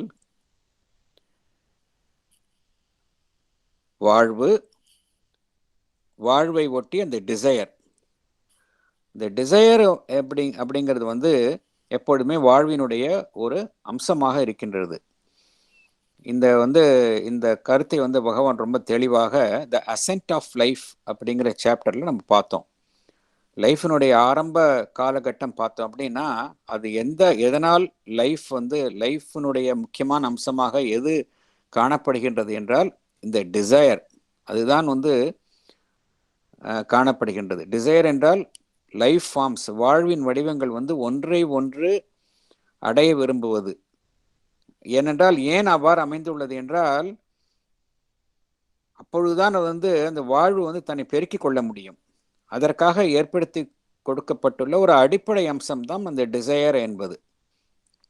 ஆனால் அதே இந்த டிசையர் என்பது அடுத்த நிலையில வாழ்வினுடைய அடுத்த பரிணாம வளர்ச்சியில அதனுடைய அவசியம் இருக்காது. அதையும் நம்ம பார்த்தோம். இனிஷியல் லெவலில் அந்த டிசையர் என்பது காணப்படுகின்றது, கான்ஷியஸ் டிசையர். அங்கே வந்து எது வந்து சடநிலையில் காணக்கூடிய இந்த வடிவம், சடநிலையில் காணக்கூடிய இந்த ஃபோர்ஸ், இங்கே இவை வந்து முக்கியமான அம்சங்களாக இந்த வாழ்வு நிலையில காணப்படுவதில்லை. வாழ்வு நிலையில எது வந்து முக்கியமான அம்சங்களாக காணப்படுகின்றது என்றால், டிசையர் தான் வந்து ஒரு பிரதானமான அம்சமாக காணப்படுகின்றது. அங்கு என்ன காணப்படுகின்றது என்றால், ஒரு வைட்டல் எனர்ஜி, வாழ்வின் சக்தி தான் பிரதானமாக காணப்படுகின்றது.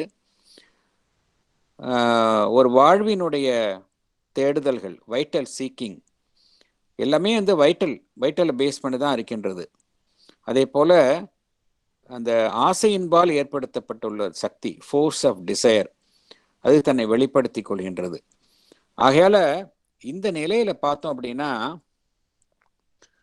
இந்த உணர்வற்ற தன்மை காணப்படுவது இல்லை. உணர்வற்ற இன்கான்ஷியன்ஸ் இங்க வாழ்வு நிலையில காணப்படுவது இல்லை. இந்த சடநிலையில காணப்படக்கூடிய அந்த சடநிலையில் காணக்கூடிய அந்த சக்தியின் செயல்பாடுகளில் காணப்படக்கூடிய இந்த உணர்வற்ற நிலையோ இல்லை அடி உணர்வு தளத்தை சார்ந்த அந்த நிலையோ, அந்த அம்சங்கள் இந்த வாழ்வு என்கின்ற அம்சங்கள் என்ற அம்சம் தன்னுடைய செயல்பாட்டில் காணப்படுவது இல்லை என்று பகவான் குறிப்பிடுகின்றார். இது வந்து அடுத்த நிலை. இதை ஒட்டிதான் இந்த செயல்பாடுகள் அமைந்துள்ளன. அடுத்த இதுக்கு போகலாம். நம்ம படிக்கலாங்க சார்? படிங்க madam. The first grade of substance is matter. The next grade of இல்ல சார் இவங்க படிக்கணும், சார் சுந்தர் சார் படிக்கணும். All the forms and all the forms, bodies.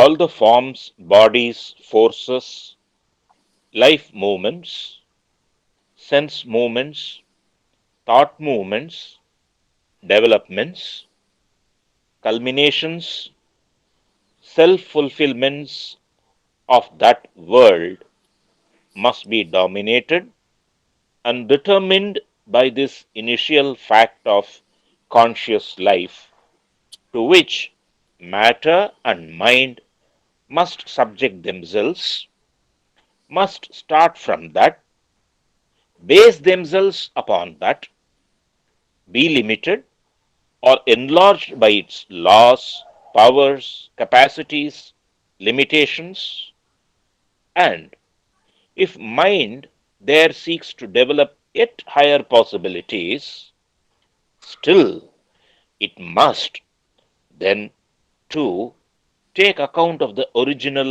vital formula of desire force, its purpose, and its demand upon the divine manifestation.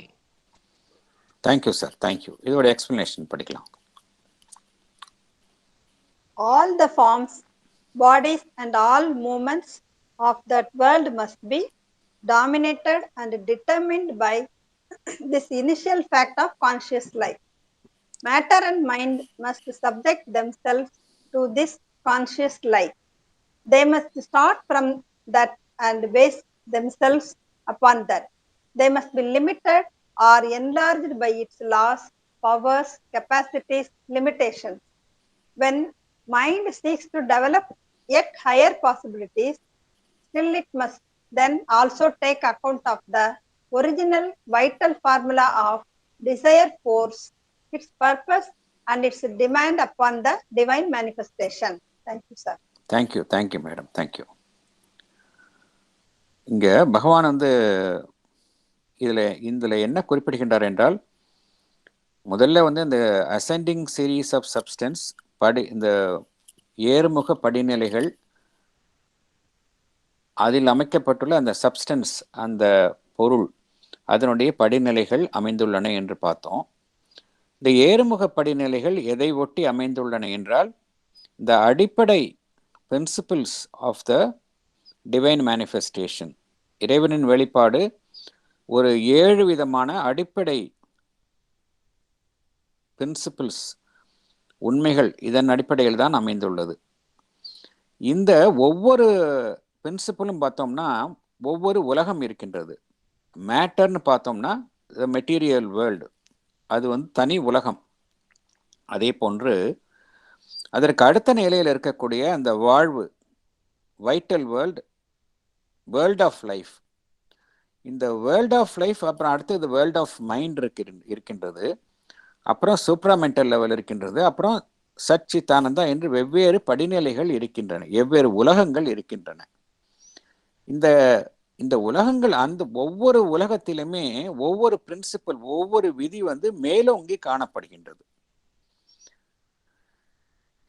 இங்க பகவான் இங்க குறிப்பிடுவது என்னவென்றால், இந்த லைஃப், இந்த வேர்ல்ட் ஆஃப் லைஃப், இந்த வேர்ல்ட் ஆஃப் லைஃப்ல வந்து என்ன காணப்படுகின்றது என்றால், இங்க வந்து இந்த வடிவங்கள், உடல்கள், எல்லா விதமான இயக்கங்கள் எல்லாமே வந்து எதனால் வந்து ஆளுமை செய்யப்படுகின்றன என்றால், இந்த கான்ஷியஸ் லைஃப், ஒரு உணர்வுள்ள ஒரு வாழ்வு, இதனுடைய அடிப்படையில் தான் அனைத்துமே நடைபெறுகின்றன. சடப்பொருளும் சரி, மனமும் சரி, இந்த கான்ஷியஸ் லைஃப் இதனுடைய ஆளுமைக்கு உட்பட்டு தான் செயல்பட வேண்டிய நிலையில் இருக்கின்றது. ஏனால் அதாவது பகவான் இங்கே குறிப்பிடுவது என்னவென்றால், ஒவ்வொரு உலகிலும் ஒவ்வொரு அம்சம் மேலோங்கி காணப்படுகின்றது. அந்த உலகில் காணக்கூடிய அந்த அம்சங்கள் மற்ற தளங்களை எவ்வாறு பாதிக்கின்றன, அதைத்தான் பகவான் இங்கே குறிப்பிடுகின்றார். இந்த சடப்பொருளும் சரி மனமும் சரி இந்த கான்ஷியஸ் லைஃப் அதற்கு உட்பட்டு தான் இங்கே செயல்படுகின்றது.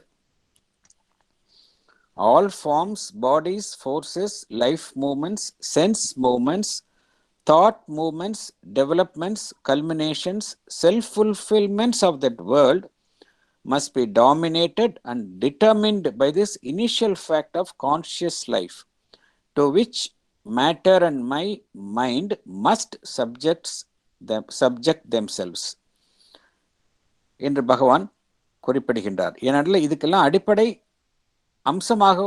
அம்சமாக இந்த கான்ஷியஸ் லைஃப், உணர்வுள்ள அந்த வாழ்வு அதுதான் அமைகின்றது.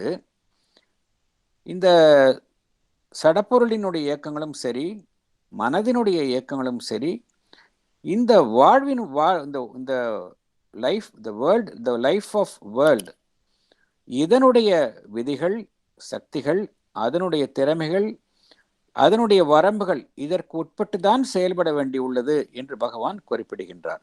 அதே போல மனமும் சரி அதனுடைய சாத்தியக்கூறுகள், உயர்நிலையில் உள்ள அது சாத்தியக்கூறுகள் அதை நாடி செல்லும் பொழுது கூட அது எதற்கு உட்பட்டு செயல்பட வேண்டும் என்றால் இந்த வாழ்வினுடைய அந்த டிசையர் ஃபோர்ஸ், அந்த சக்தி, வாழ்வினுடைய சக்தி, அதனுடைய நோக்கம் இதற்கு உட்பட்டு தான் செயல்பட வேண்டும். ஏனென்றால் எல்லாமே இந்த டிவைன் மேனிஃபெஸ்டேஷனில் ஒவ்வொரு காரணத்துக்காக ஏற்படுத்தப்பட்டவை. மெட்டீரியல் வேர்ல்டில் அதனுடைய விதிகள் ஒரு காரணத்துக்காக ஏற்படுத்தப்பட்டவை. அதே போல் அதுக்கு அடுத்த நிலையில் உள்ள அந்த வேர்ல்ட் ஆஃப் லைஃப், வாழ்வு குறித்த அந்த நிலையில் ஒரு காரணத்துக்காக ஏற்படுத்தப்பட்ட விதிகள். ஆகையால் இந்த விதிகளுக்கு உட்பட்டு தான் செயல்பட வேண்டி உள்ளது.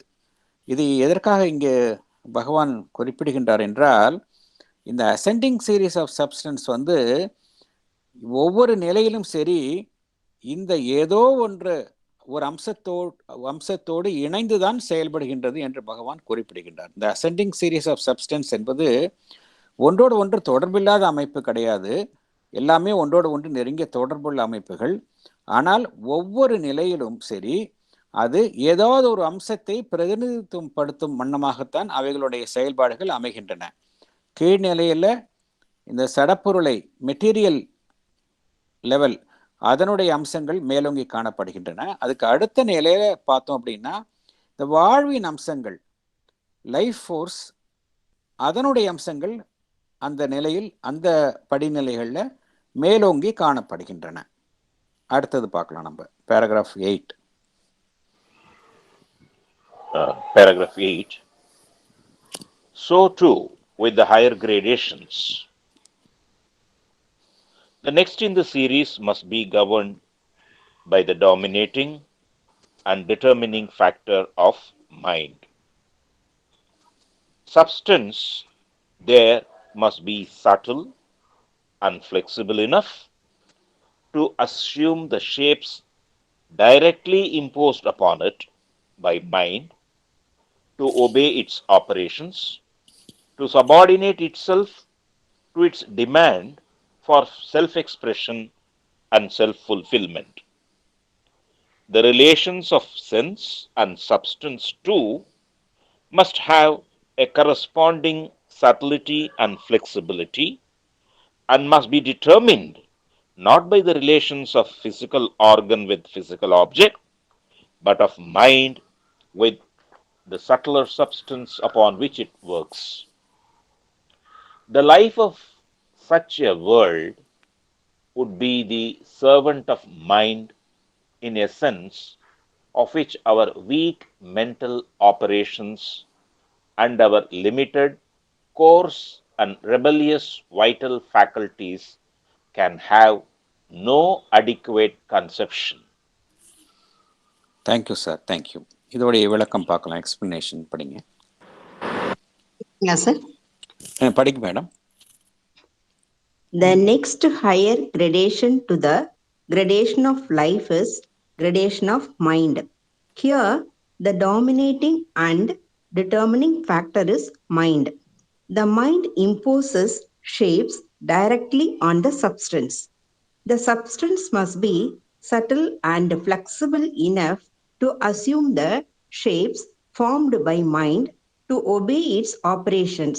Here, the substance subordinates itself to the demand of the mind for self-expression and self-fulfillment. Here, the relations of sense and substance is not based on grossness and rigidity as found in the gradation of matter.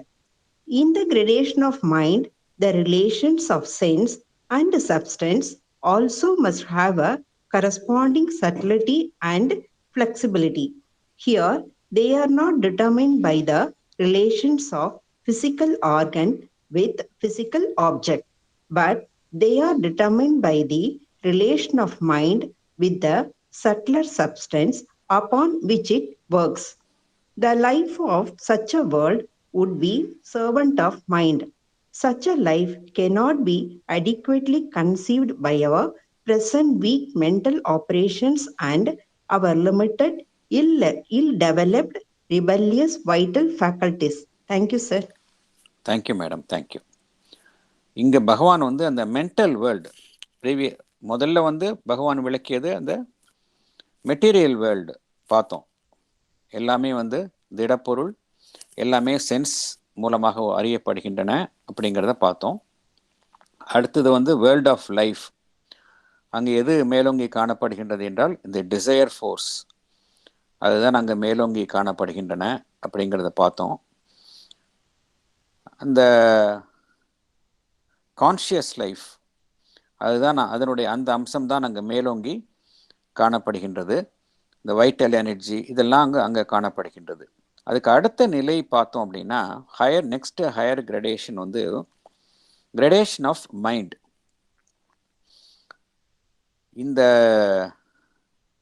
இந்த நிலையில் வந்து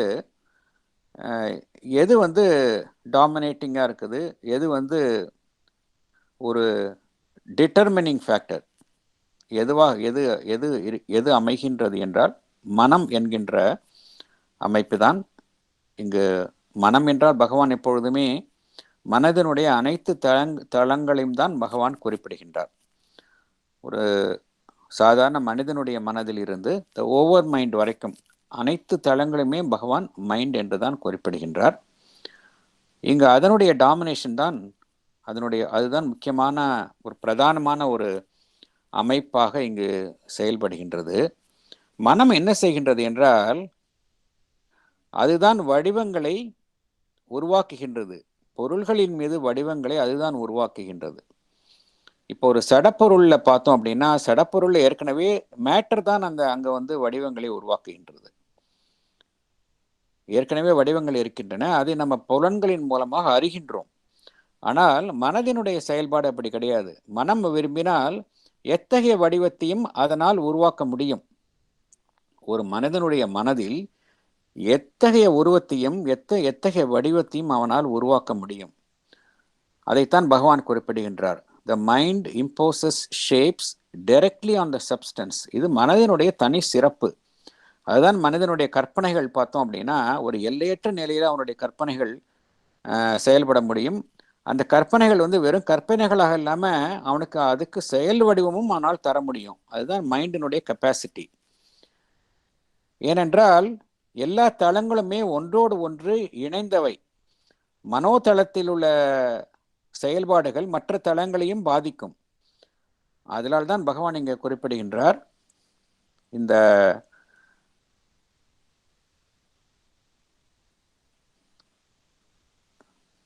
mind imposes shapes directly on the substance என்று பகவான் குறிப்பிடுகின்றார். அதனால வந்து என்னன்னா substance there must be subtle and flexible enough to assume the shapes directly imposed upon it by mind, to obey its operations, to subordinate itself to its demand for self-expression and self-fulfillment. அப்படிப்பட்ட நிலையில் அந்த பொருள் எவ்வாறு அமைய வேண்டும்? ஒரு மனதினால் உருவாக்கப்பட வேண்டும் என்றால் அந்த பொருளும் பார்த்தோம் அப்படின்னா மனம் என்பது ஒரு பொருளின் மீது தான் வேலை செய்கின்றது. நாம் நினைத்து கொண்டிருக்கிறோம் மனது வந்து வெறும் கற்பனையில வேலை செய்கின்றது என்று நினைத்து கொண்டிருக்கின்றோம். ஆனால் மனம் உருவாக்கும் ஒவ்வொரு வடிவங்களும் அது ஏதோ ஒரு பொருள், அந்த பொருள் வந்து திட வடிவில் இல்லையே ஒழிய அது வந்து சூஷ்ம வடிவில் இருக்கின்றது. அது வந்து வடிவங்களை எடுத்துக்கொள்கின்றது. மனதினால் உருவாக்கப்பட்ட வடிவங்களை அந்த பொருள் எடுத்துக்கொள்கின்றது. ஆனால் அந்த பொருள் வந்து எப்படி அமைய வேண்டும்? அவ்வாறு ஒரு பொருள் வந்து மனதினுடைய செயல்பாட்டிற்கு உட்பட்டு செயல்பட வேண்டும் என்றால் அந்த பொருள் வந்து ஒரு சூஷ்ம நிலையில் இருக்க வேண்டும். அது வந்து ஒரு எதற்கும் வளைந்து கொடுக்கும் நிலையில் இருக்க வேண்டும், ஃப்ளெக்சிபிளாக இருக்க வேண்டும். அப்பொழுதுதான் மனம் அமைக்கும் வடிவங்களுக்கு ஏற்ப அந்த வடிவம் அமைய முடியும். மனதினுடைய செயல்பாடுகளுக்கு உட்பட்டு அவைகள் அமைய முடியும். அதனால வந்து இந்த இங்க இருக்கக்கூடிய அந்த சப்ஸ்டன்ஸ், இந்த பொருள் என்பது மனதிற்கு உட்பட்டு செயல்படும் பொருளாக அமைகின்றது. மனதினுடைய அந்த அம்சத்தை வெளிப்படுத்தவும் மனதினுடைய நோக்கத்தை நிறைவேற்றவும் அதற்கு உட்பட்டு செயல்படும் ஒரு பொருளாகத்தான் அங்கு அமைகின்றது. இங்க வந்து நம்மளுடைய சட நிலையில பார்த்தோம் அப்படின்னா எப்படி அந்த ஒரு பொருளுக்கும் ஒரு மனிதனுடைய அறிவுக்கும் இடையில வந்து புலன்களின் மூலமாகத்தான் அந்த உறவு அமைந்துள்ளது. அது அந்த பொருளினுடைய திடத்தன்மையின் அடிப்படையிலும் அதனுடைய அந்த கடினமான நிலையை பொறுத்தும் தான் அந்த இடத்துல அமைந்துள்ளது. ஆனால் இந்த மனதை சார்ந்த அந்த கிரடேஷன் ஆஃப் மைண்ட், மனதை சார்ந்த அந்த படிநிலையில அந்த உறவு எவ்வாறு அமைந்துள்ளது என்றால் சூஷ்மத்தன்மை, சட்டிலிட்டி அண்ட் ஃப்ளெக்சிபிலிட்டி, இந்த தன்மையில் தான் அந்த உறவு அமைந்துள்ளது. இங்க வந்து நம்மளுடைய சடநிலையில் வந்து ஒரு ஃபிசிக்கல் ஆர்கன் இருக்கின்றது, ஒரு ஃபிசிக்கல் ஆப்ஜெக்ட் இருக்கின்றது, இதன் மூலமாகத்தான் உறவு அமைகின்றது. ஆனால் இந்த மனோதளத்தில் அவ்வாறு அமைவது இல்லை. அங்கே வந்து சூஷ்ம நிலையில் உள்ள அந்த பொருளின் மூலமாகத்தான் அந்த உறவு அமைகின்றது.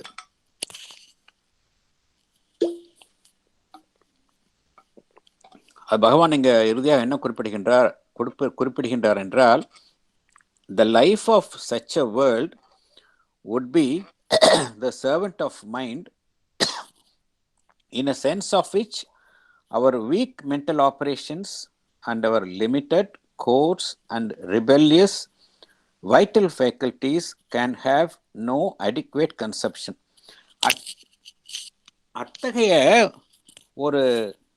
அத்தகைய செயல்பாட்டை, அந்த மனோ தளத்தை சார்ந்த அந்த உலகின் செயல்பாட்டை ஒரு சாதாரண நாம் இருக்கக்கூடிய அந்த மனதினுடைய செயல்பாடுகளின் மூலமோ நம்மளுடைய இந்த வாழ்வின் செயல்பாடுகளின் மூலமோ புரிந்து கொள்ள முடியாது என்ற கருத்தை பகவான் குறிப்பிடுகின்றார். இதெல்லாமே வந்து அந்தந்த தளத்தில் செயல்படக்கூடிய ஒரு மேலோங்கி அம்சங்களாக குறிப்பிடுகின்றார் பகவான். லைஃப்னா த வேர்ல்ட் ஆஃப் லைஃப்னா அந்த இடத்துல பிரதானமாக எவ்வாறு செயல்படுகின்றது, இந்த மென்டல் வேர்ல்டுல எவ்வாறு செயல்படுகின்றது, அப்படிதான் நம்ம எடுத்துக்கணும். அந்தந்த தளத்துல எப்படி எந்த பிரின்சிபல் வந்து மேலோங்கி செயல்படுகின்றது என்பதைத்தான் பகவான் இங்கு குறிப்பிடுகின்றார். ஏனென்றால் இதை ஒட்டித்தான் இந்த கிரடேஷன் ஆஃப் த சப்ஸ்டன்ஸ், பொருளினுடைய அந்த ஏறுமுக படிநிலைகள் அமைந்துள்ளன.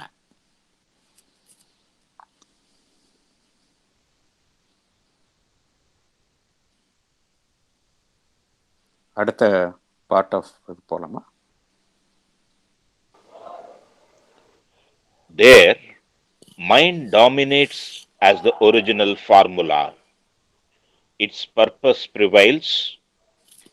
Its demand overrides all others in the law of divine manifestation.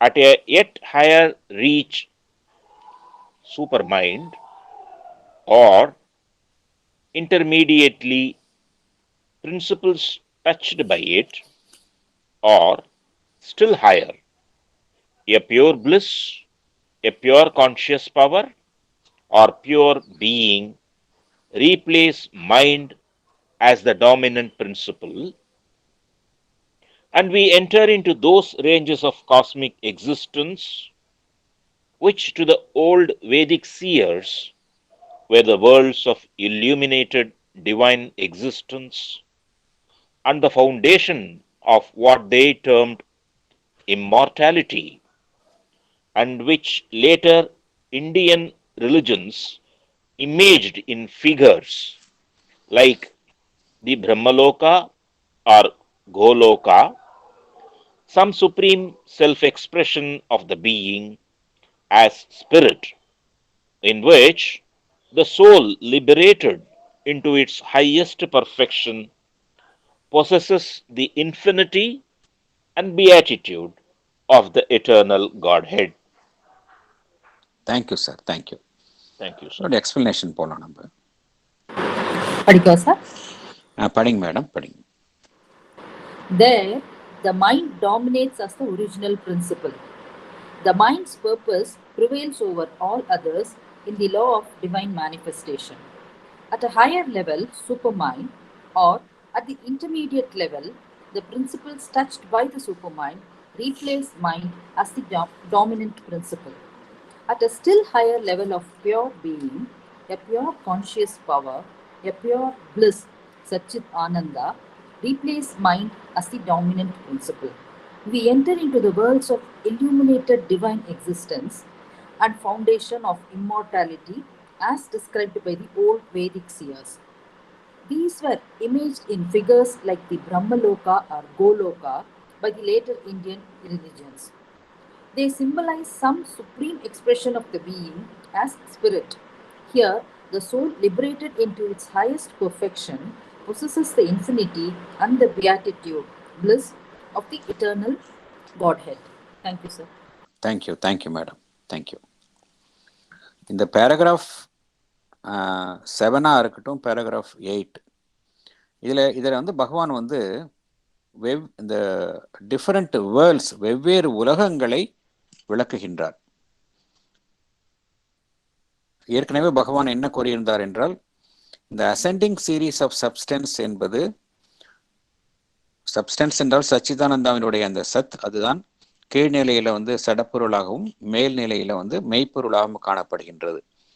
அது வந்து ஒரு ஏறுமுக படிநிலைகள் தான் இதனுடைய அம்சங்கள். ஒன்றோடு ஒன்று பிரிந்த நிலையில் இல்லாமல் ஒன்றோடு ஒன்று கலந்து அந்த ஏறுமுக படிநிலைகள் அமைந்துள்ளன அப்படிங்கிறது தான் இந்த சாப்டர்னுடைய அடிப்படை அம்சம்.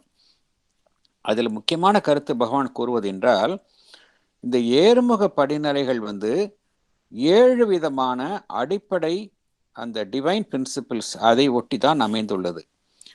அதில் வந்து ஒவ்வொரு உலகம் இருக்கின்றது என்று பகவான் குறிப்பிடுகின்றார். கீழ் உள்ள உலகம் வந்து த வேர்ல்ட் ஆஃப் மேட்டர். அங்கே வந்து எல்லாமே வந்து அதனுடைய அம்சங்களை பார்த்தோம். எல்லாமே திடத்தன்மையில் இருக்கின்றது, புலன்களின் மூலமாக அனைத்தும் அறியப்படுகின்றன, ஒரு வடிவத்தை சார்ந்து இருக்கின்றன பார்த்தோம். இது வந்து வேர்ல்ட் ஆஃப் மேட்டர். அதுக்கு அடுத்து உள்ள உலகம் எதுன்னு பார்த்தோம்னா வேர்ல்ட் ஆஃப் லைஃப். இந்த வேர்ல்ட் ஆஃப் லைஃப்ல எது பிரதானமாக காணப்படுகின்றது என்றால் இந்த life force, conscious life force. அங்கே அந்த டிசையர் எல்லாமே அந்த வைட்டல் அடிப்படையில் தான் எல்லாமே அனைத்து செயல்பாடுகளும் அமைந்துள்ளன. அந்த உலகத்தில் போய் பார்த்தோம் அப்படின்னா மற்ற அமைப்புகள் வந்து பிரதானமாக இருக்காது. அந்தந்த உலகத்தில் அந்த பிரின்சிபிள் வந்து டாமினண்ட்டாக இருக்குது, அப்படி தான் நம்ம எடுத்துக்கணும். அந்தந்த உலகத்தில் அந்தந்த பிரின்சிபிள் வந்து டாமினண்ட்டாக இருக்கின்றது. அதுக்கு அடுத்த உலகம் எதுன்னு பார்த்தோம்னா மென்டல் வேர்ல்டு பார்த்தோம். அந்த மென்டல் வேர்ல்டில் எது டாமினண்ட்டாக இருக்குது அப்படின்னா மைண்டு டாமினண்ட்டாக இருக்கின்றது. மனம் டாமினேட்டாக இருக்கின்றது என்றால் அந்த மனம் வந்து எந்த பொருளின் மூலமாக மனம் ஒன்றை உருவாக்குகின்றது என்றால் அது வந்து ஒரு சூட்சும நிலையில் உள்ள ஒரு பொருளின் மூலம் அது வடிவங்களை உருவாக்குகின்றது. அதனால வடிவங்கள் அங்கே எப்படி அமைகின்றது என்றால் பொருள்களின் தன்மை எவ்வாறு அமைகின்றது என்றால் ஒரு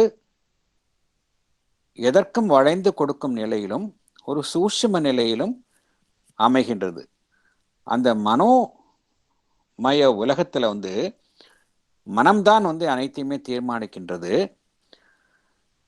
மற்ற அம்சங்கள் வந்து மனதினுடைய செயல்பாட்டிற்கு அடங்கிதான் செயல்பட வேண்டிய நிலை இருக்கின்றது. இங்கு வந்து இங்க மனதிற்கும் அந்த பொருளிற்கும் இடையில வந்து இந்த உறவு வந்து சென்ஸு புலன்களின் மூலமாக அமைவது இல்லை. மனதினுடைய திறமை வந்து மனம் வந்து எந்த விதமான ஒரு துணைக்கருவிகளினுடைய உதவி இல்லாமல் நேரடியாக அந்த மனதினால் அந்த பொருளின் மீது அதற்கு வேண்டிய வடிவங்களை அது தோற்றுவிக்க முடியும். அதுதான் மனதினுடைய ஒரு சிறப்பான செயல்பாடு. மனதினுடைய ஒரு சிறப்பு அம்சம் என்னவென்றால், அது எத்தகைய வடிவங்களையும் அதனால் அந்த பொருளின் மீது, அந்த சூட்சுமமான பொருளின் மீது எத்தகைய வடிவங்களையும் தோற்றுவிக்க முடியும். இது அந்த மனோமய உலகத்தினுடைய செயல்பாடு. அதற்கு அடுத்து பகவான் என்ன குறிப்பிடுகின்றார் என்றால், இந்த மனோமய உலகத்துல மைண்டினுடைய அந்த நோக்கம்தான் செயல்படுகின்றது. எல்லாம் அதனுடைய நோக்கம்தான் மற்ற அமைப்புகளினுடைய செயல்பாடுகளை விட அந்த நோக்கம்தான் பிரதானமாக அங்கு செயல்பாடு அமைகின்றது. எல்லாமே இது டிவைன் மேனிஃபெஸ்டேஷன், இறைவனுடைய அந்த வெளிப்பாட்டுல ஒரு காரணத்துக்காக அவ்வாறு அமைக்கப்பட்டவை. இந்த மனதினுடைய செயல்பாடு அதற்கு அடுத்த நிலையில எது காணப்படுகின்றது என்றால் அதிமனம், சூப்பர் மைண்ட். இந்த சூப்பர் மைண்ட் இந்த இந்த இதை ஒட்டிய கருத்தை தான் நம்ம ஆரம்பத்திலேயே பார்த்தோம். ஆரம்பத்திலேயே நம்ம இந்த சாப்டரை ஆரம்பிக்கிறப்பே உபனிஷத்துல கருத்தை நம்ம திருப்பி நினைவு கொள்ளலாம். அது பார்த்தோம்னா புரியும். தைத்திரிய உபனிஷத்துல இந்த சாப்டர் ஆரம்பத்துல தைத்திரிய உபனிஷத்துலேருந்து ஒரு பகவான் ஒரு ரெஃபரன்ஸ் கொடுத்திருந்தாரு. அங்க என்ன கொடுத்திருந்தார் என்றால், நம்மளுடைய மெட்டீரியல் பாடி, பிசிக்கல் பாடி மெட்டீரியல் சப்ஸ்டன்ஸ், இந்த அன்னமய கோஷா இருக்கின்றது. எதை சுத்தி அந்த அன்னமய கோஷா அமைந்துள்ளது என்றால் அன்னமய புருஷா அதை ஒட்டி அமைந்துள்ளது. அதே போல அதுக்கு அடுத்தது பார்த்தோம் அப்படின்னா அந்த பிராணமய கோஷா அமைந்துள்ளது. எதை சுற்றி என்றால் பிராணமய புருஷா அதை சுற்றி அமைந்துள்ளது. அதற்கு அடுத்த நிலை எதுன்னு பார்த்தோம் அப்படின்னா மனோமய கோஷா. மனோமய கோஷா அது எதை சுற்றி அமைந்துள்ளது என்றால் மனோமய புருஷா இதை சுற்றி அமைந்துள்ளது. அதற்கு அடுத்தது காசல் பாடி, அனைத்திற்கும் உள்ள காரணமானது. அதுதான் விஞ்ஞானமய கோஷா அரவுண்ட் த விஞ்ஞானமய புருஷா. இதைத்தான் சூப்ராமெண்டல் பாடி, சூப்ராமெண்டல் வேர்ல்ட் என்று இங்கு நாம் பார்க்கின்றோம். அது உபனிஷத்துல எவ்வாறு குறிப்பிடப்படுகின்றது என்றால் விஞ்ஞானமய கோஷா ஆர் விஞ்ஞானமய புருஷா என்று கூறப்படுகின்றது. லாஸ்ட் அது இடைப்பட்ட நிலை விஞ்ஞானமய கோஷா. அதுக்கு அடுத்த last body is formed of the principle of truth knowledge and supramental consciousness. இந்த விஞ்ஞானமய கோஷா விஞ்ஞானமய புருஷா இது எதன் மூலமாக அமைக்கப்பட்டுள்ளது என்றால் principle of truth knowledge and supramental consciousness. இதை சுத்தி எது அமைந்துள்ளது என்றால் ஆனந்தமய கோஷா ஆனந்தமய புருஷா. இந்த 5 சக்சஸிவ் பாடிஸ் தான் 5 கிரேட்ஸ் ஆஃப் சப்ஸ்டன்ஸ் ஆக இங்கு வெளிப்படுகின்றது. இது உபநிஷத்திலிருந்து பகவான் குறிப்பிட்டுள்ளார். அதை ஒட்டிதான் இந்த பகவான் பேராகிராஃப் 7 and 8 இதுல விளக்கம் பகவான் தருகின்றார். Material substance, life substance, mental substance, ideal substance. Ideal substance என்பது சூப்ராமெண்டல். இது பியாட்டிஃபிக் சப்ஸ்டன்ஸ், பிளிஸ், அது அதற்கு அடுத்த நிலையில காணப்படுகின்றது. இதோட நம்ம எதை சேர்த்து கொள்ள வேண்டும் என்றால் இந்த சித் கான்சியஸ்னஸ் ஃபோர்ஸ், இந்த சத் இதை சேர்த்து கொள்ள வேண்டும். இதை சேர்த்துக்கிட்டோம் அப்படின்னா 7 கிரேட்ஸ் நம்ம பார்க்குறோம். உபனிஷத்கள் மூலமாக பகவானுக்கு கொடுக்கக்கூடிய ரெஃபரன்ஸ் இந்த 7 கிரேட்ஸ். இதைத்தான் இங்க பகவான் விளக்குகின்றார். இங்க என்ன கூறுகின்றார் என்றால் இந்த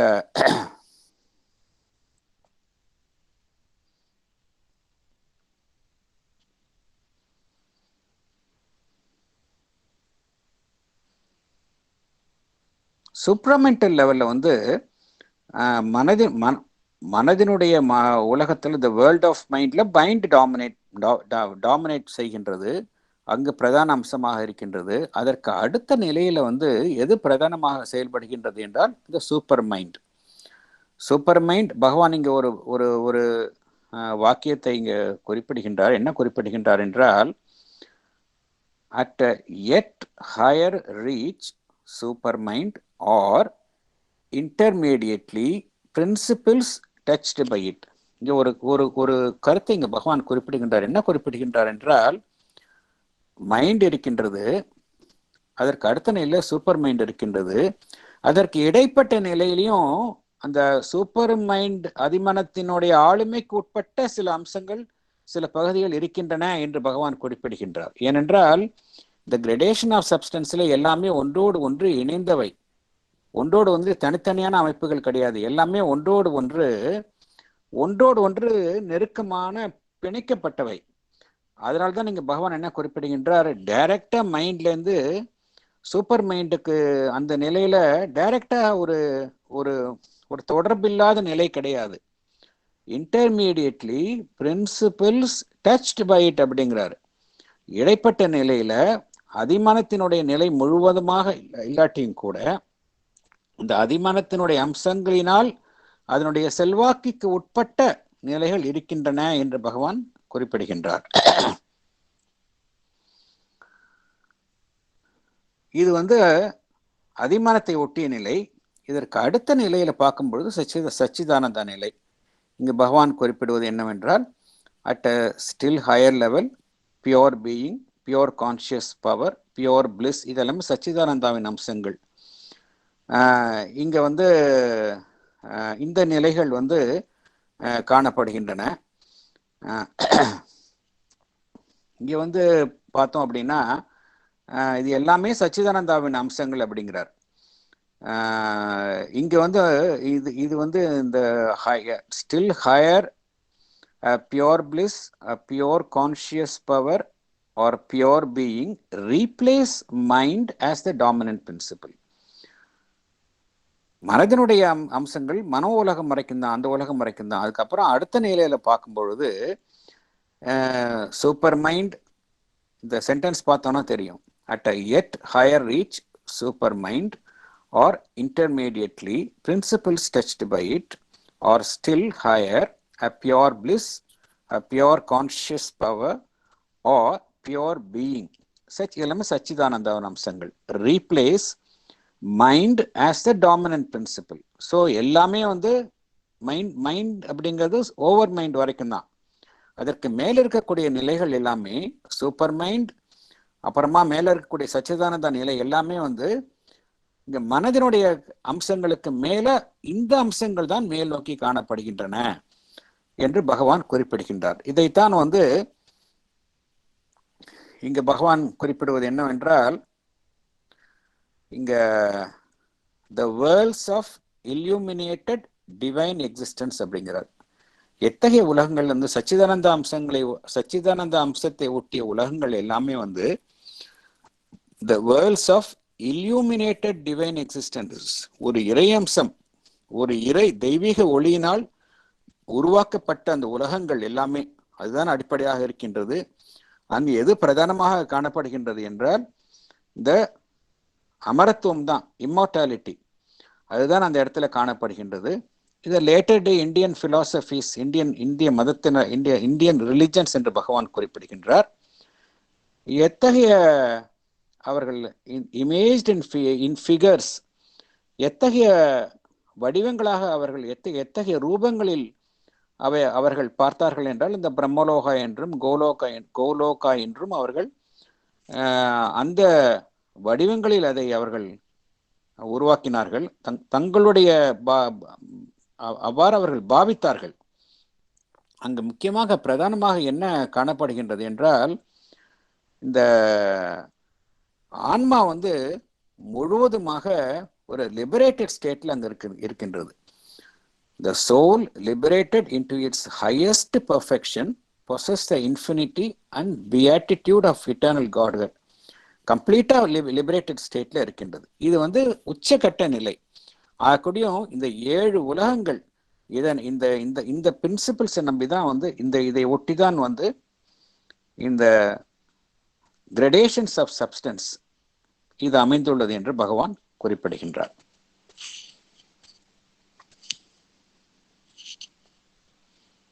அடுத்த பேராகிராஃப் 9 போலாமா?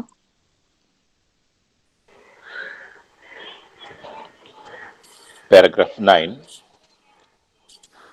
The principle which underlies This continually ascending experience and vision, uplifted beyond the material formulation of things, is that all cosmic existence is a complex harmony and does not finish with the limited range of consciousness in which the ordinary human mind and life are content to be imprisoned.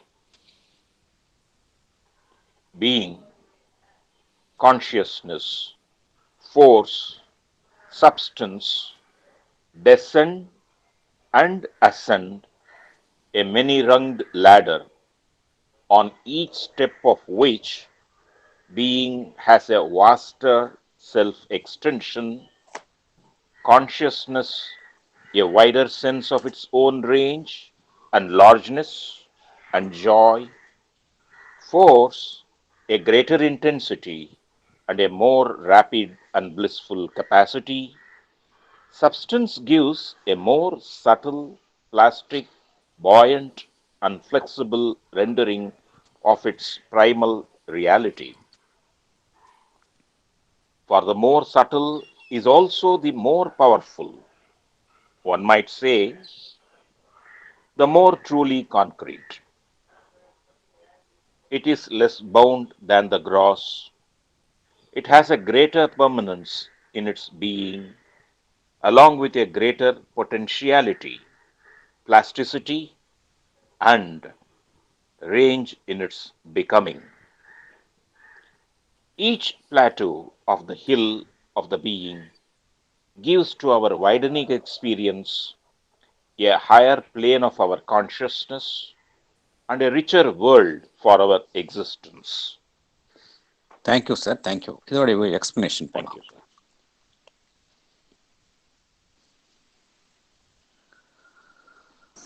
படிக்கட்டுமா sir? படிங்க madam. All cosmic existence is a complex harmony of many planes.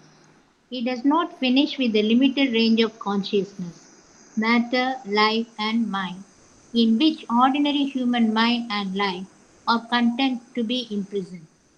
This is the principle behind this continually ascending experience and vision uplifted beyond this material world known to us.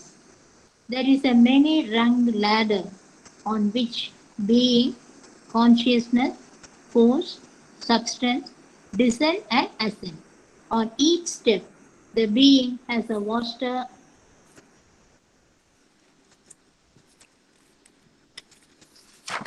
self extension. The consciousness has a wider sense of its own range and largeness and joy. Force has a greater intensity and a more rapid and blissful capacity. The primal reality of substance becomes more subtle, plastic, buoyant, and flexible. When the substance becomes more subtle, it becomes more powerful and more concrete. It is less bounded to form than the gross matter. It has a greater permanence in its being, in its becoming. It has a greater potentiality, plasticity, and range. For example, at the human level, our emotions, which are of subtle nature, are much stronger than the attachment to gross material things. The ascending series of substance is like a hill. As we rise higher, our experience widens. With each plateau, we rise to a higher plane of our consciousness and a richer world for our existence. Thank you, thank you, sir. Thank you. இந்த paragraph ரொம்ப சின்ன paragraph, ஆனால் ரொம்ப முக்கியத்துவம் வாய்ந்த paragraph. பகவான் வந்து ரொம்ப ஒரு அற்புதமான கருத்தை கூறுகின்றார். என்ன கூறுகின்றார் என்றால், the principle which underlies this continually ascending experience and vision uplifted beyond the material formulation of things is that all cosmic existence is a complex harmony and does not finish with a limited range of consciousness in which the ordinary human mind and life are content to be imprisoned. இப்போ நாம் நினச்சிட்டு இருக்கிறோம் நம்ம வாழ்கிற உலகம் இதுதான் ஆரம்பமும் முடிவும் அப்படின்னு நினைத்து கொண்டு இருக்கின்றோம். ஆனால் அது கிடையாது. இந்த காஸ்மிக் எக்ஸிஸ்டன்ஸ் அப்படிங்கிறது பகவான் வந்து ஒரு காம்ப்ளெக்ஸ் ஹார்மனி ஆஃப் மெனி பிளேன்ஸுங்கிறார். வெவ்வேறு தளங்கள் இருக்கின்றன. அது எல்லாம் வந்து தனித்தனியாக இல்லை, அதைத்தான் நம்ம உணர்ந்து கொள்ள வேண்டும்.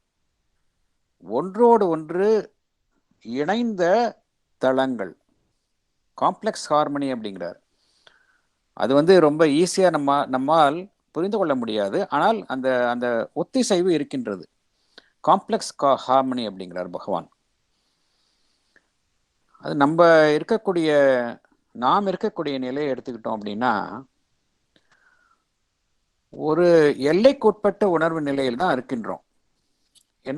எந்த எல்லைக்குட்பட்ட நிலைகள் நாம் இருக்கின்றோம் அப்படின்னா, ஒன்று இந்த சட உலகு மேட்டர், அதை சார்ந்த ஒரு கான்ஷியஸ்னஸ், நம்மளுடைய அந்த வாழ்வு நிலை குறித்த அந்த கான்ஷியஸ்னஸ், நம்மளுடைய மென்டல் கான்ஷியஸ்னஸ், இந்த 3 நிலைகள் இருக்கின்றன. இது மூன்றுமே ஒரு லிமிட்டட் ரேஞ்சில் தான் செயல்படுகின்றது. ஒரு சாதாரண மனதை எடுத்துக்கொண்டால் அந்த லிமிட்டட் ரேஞ்சில் தான் செயல்படுகின்றது. இதுக்குள்ளே நம்ம வந்து ஒரு சிறைப்பட்டு இருக்கின்றோம். இந்த சிறைப்பட்டு இருப்பதிலே நாம் திருப்தியும் அடைந்து விடுகின்றோம். அதுதான் இங்கே பியூட்டி. இந்த சிறைப்பட்டு இருக்கின்றோம் என்கின்ற அவேர்னஸே மெஜாரிட்டி பீப்புளுக்கு கிடையாது. அதிலேயே நம்ம திருப்தியும் அடைந்து விடுகின்றோம். இந்த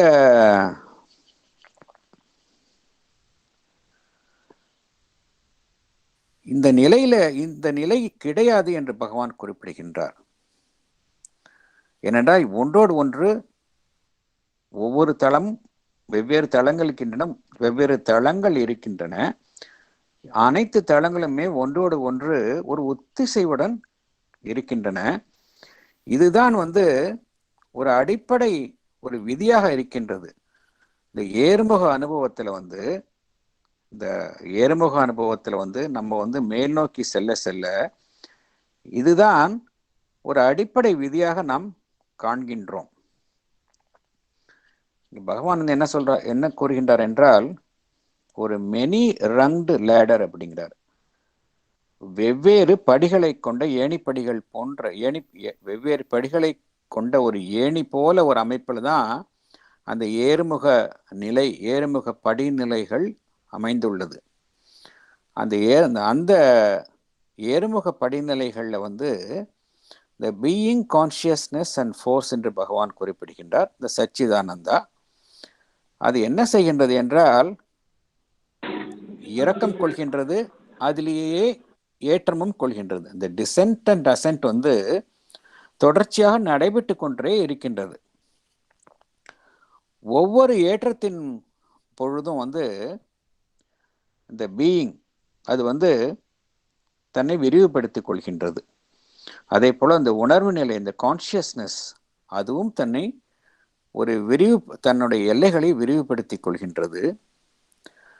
அதே போல அந்த ஃபோர்ஸ் அது வந்து ஒவ்வொரு ஏற்றத்தின் பொழுதும் அதனுடைய தீவிரம் அதிகமாகின்றது. மோர் ரேபிட் அண்ட் பிளிஸ்ஃபுல் கெப்பாசிட்டி என்று பகவான் குறிப்பிடுகின்றார். அதே போல பகவான் இன்னொரு முக்கியமான ஒரு கருத்தை குறிப்பிடுகின்றார். பகவான் குறிப்பிடக்கூடிய அந்த பகவானுடைய வாக்கியங்களை பார்த்தோம் அப்படின்னா, being, consciousness, force, substance, dissent and ascent, a many-runged ladder on each step of which being has a wider self-extension, consciousness a wider sense of its own range and largeness and joy, force a greater intensity, a more rapid and blissful capacity, substance gives a more subtle, plastic, buoyant and flexible rendering of its primal reality அப்படிங்கிறார். சச்சிதானந்தாவினுடைய ஒவ்வொரு அம்சங்களும் இந்த ஏறுமுக படிநிலைகளில் ஒவ்வொரு நிலையிலும் வந்து அதனுடைய அம்சம் வந்து மேலோங்கி காணப்படுகின்றன என்று பகவான் குறிப்பிடுகின்றார். அந்த இறுதியாக பகவான் குறிப்பிடுவது என்னவென்றால், substance gives a more subtle, plastic, buoyant and flexible rendering of its primal reality. Substance அதனுடைய பொருள் வந்து மெட்டீரியல் லெவலில் இருக்கும்போது எவ்வாறு காணப்படுகின்றது என்றால் ஒரு திட வடிவில் காணப்படுகின்றது. எதற்கும் இழகாத தன்மையில் இருக்கின்றது. ஒரே இருந்த நிலையில தான் காணப்படுகின்றது. ஒரு வளைந்து கொடுக்காத நிலையில காணப்படுகின்றது. இது வந்து மெட்டீரியல் லெவல்ல. ஆனால் இந்த ஏறுமுக நிலையில வந்து மேலே செல்ல செல்ல அது எவ்வாறு காணப்படுகின்றது என்றால் சூட்சும வடிவமாகவும் ஒரு இளகிய தன்மையிலும் தன்னை மேல் நோக்கி உயர்த்திய நிலையிலும் அதே போல எதற்கும் வளைந்து கொடுக்கும் தன்மையிலும் தான் காணப்படுகின்றது. அதாவது பொருள் ஒன்றுதான், அதனுடைய தன்மை வந்து சடப்பொருள் வந்து வேறு விதமாக இருக்கின்றது. ஒரு உயர் நிலையில அது ஒரு உயர்ந்த தன்மையை அடைகின்றது என்று பகவான் குறிப்பிடுகின்றார். இதுல முக்கியமான ஒரு கருத்தை பகவான் குறிப்பிடுகின்றார். என்ன கருத்து என்றால், அதாவது நாம் நினைத்து கொண்டிருக்கின்றோம் இந்த சட உலகு இந்த மெட்டீரியல் வேர்ல்ட் இதுதான் வந்து ரியாலிட்டின்னு ஜென்ரலா நாம் என்றால் சாதாரண மனிதர்கள் அப்படிதான் நினைத்து கொண்டிருக்கிறார்கள். எந்த பொருள் வந்து திட வடிவமாக இருக்கின்றதோ, எதன் சக்தியை நாம் நேரடியாக உணர்கின்றோமோ அதுதான் மிகவும் சக்தி வாய்ந்தது என்று நினைத்து கொண்டிருக்கின்றார்கள். ஆனால் பகவான் இங்க என்ன குறிப்பிடுகின்றார் என்றால், எப்பொழுது வந்து ஒரு பொருள் வந்து சூட்சும நிலையை மேலும் மேலும் மேலும் அடைகின்றதோ அந்த அளவுக்கு அது வந்து சக்தி வாய்ந்ததாக அமைகின்றது என்ற கருத்தை பகவான் குறிப்பிடுகின்றார். அது அந்த அளவுக்கு ஒரு கான்கிரீட்டா இருக்கு, ஒரு ரியாலிட்டி. அது எப்பொழுது நாம் உணர்கின்றோம் என்றால், சூட்சும நிலை எந்த அளவுக்கு அந்த பொருள் அடைகின்றதோ அந்த அளவுக்கு நாம் உணர்கின்றோம் என்று பகவான் குறிப்பிடுகின்றார். அப்பொழுது வந்து ஒரு வடிவத்திற்கு உட்பட்டு அதனுடைய செயல்பாடு அமைந்து இருப்பது கிடையாது. அதே போல ஒரு பொருள் சூட்சும நிலையில் இருக்கும் பொழுதுதான் வந்து அதனுடைய நிரந்தரத்தன்மை அதிகமாகின்றது என்று பகவான் குறிப்பிடுகின்றார். இதெல்லாம் வந்து நம்மளுடைய சாதாரணமான வழக்கமான சிந்தனைகளில் இருந்து மாறுபட்ட உண்மைகள். இதுதான் நாம் அறியாமல் இருக்கும் உண்மைகள் எல்லாம். அதே போல பகவான் இன்னும் குறிப்பிடுகின்றார் என்றால், இந்த திடநிலையிலிருந்து சூட்சும நிலைக்கு வரும் பொழுது அதனுடைய பொட்டன்ஷியாலிட்டி தீவிரம் அதிகமாகின்றது, அதனுடைய இலகும் தன்மை அதிகமாகின்றது. அதே போல அதனுடைய அந்த ரேஞ்ச், அதனுடைய எல்லைகள் விரிவுபடுத்தப்படுகின்றன என்று பகவான் குறிப்பிடுகின்றார். இது ஒரு சாதாரண நம்மளுடைய மனித லெவல்லையே எடுத்துக்கிட்டா நம்ம புரியும். மனித லெவல்லையே நம்ம ஒரு பொருளை வந்து தொடுகின்றோம். அதை விட ஒரு பொருளின் மீது உள்ள அட்டாச்மெண்ட்டை விட இமோஷனல் லெவலில் இருக்கிற அட்டாச்மெண்ட் வந்து ஒரு சட்டில் லெவல், அதுதான் வலிமையாக இருக்கின்றது இல்லையா? இது சாதாரண மனித நிலையிலேயே. உயர் நிலையில் அப்படின்னா அது வந்து எந்த அளவுக்கு உண்மை என்பதை நாம் உணர்ந்து பார்க்க வேண்டும். இந்த அசெண்டிங் சீரீஸ் வந்து ஒரு சிகரம் போன்றது, ஒரு மலையை போன்றது. ஒவ்வொரு நிலைக்கு செல்லும் பொழுதும் நம்மளுடைய அனுபவங்கள் வந்து விரிவடைகின்றன.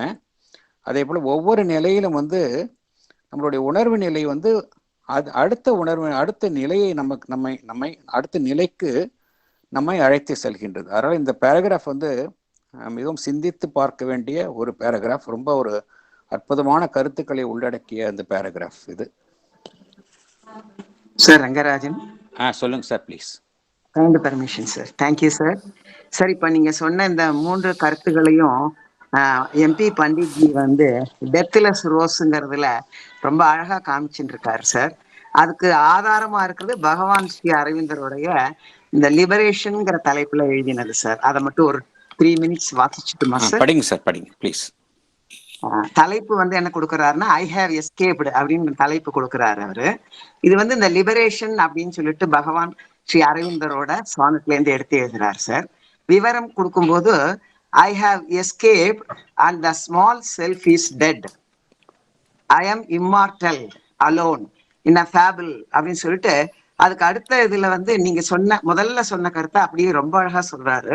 Your body is the physical frame that keeps you marked off and separate from all. Your vital self sets itself against others and is always at war with them. Your mind moves in its own petty round of thoughts and imaginations. Your soul is held imprisoned in these 3 walls. When, however, you take steps psychological and spiritual.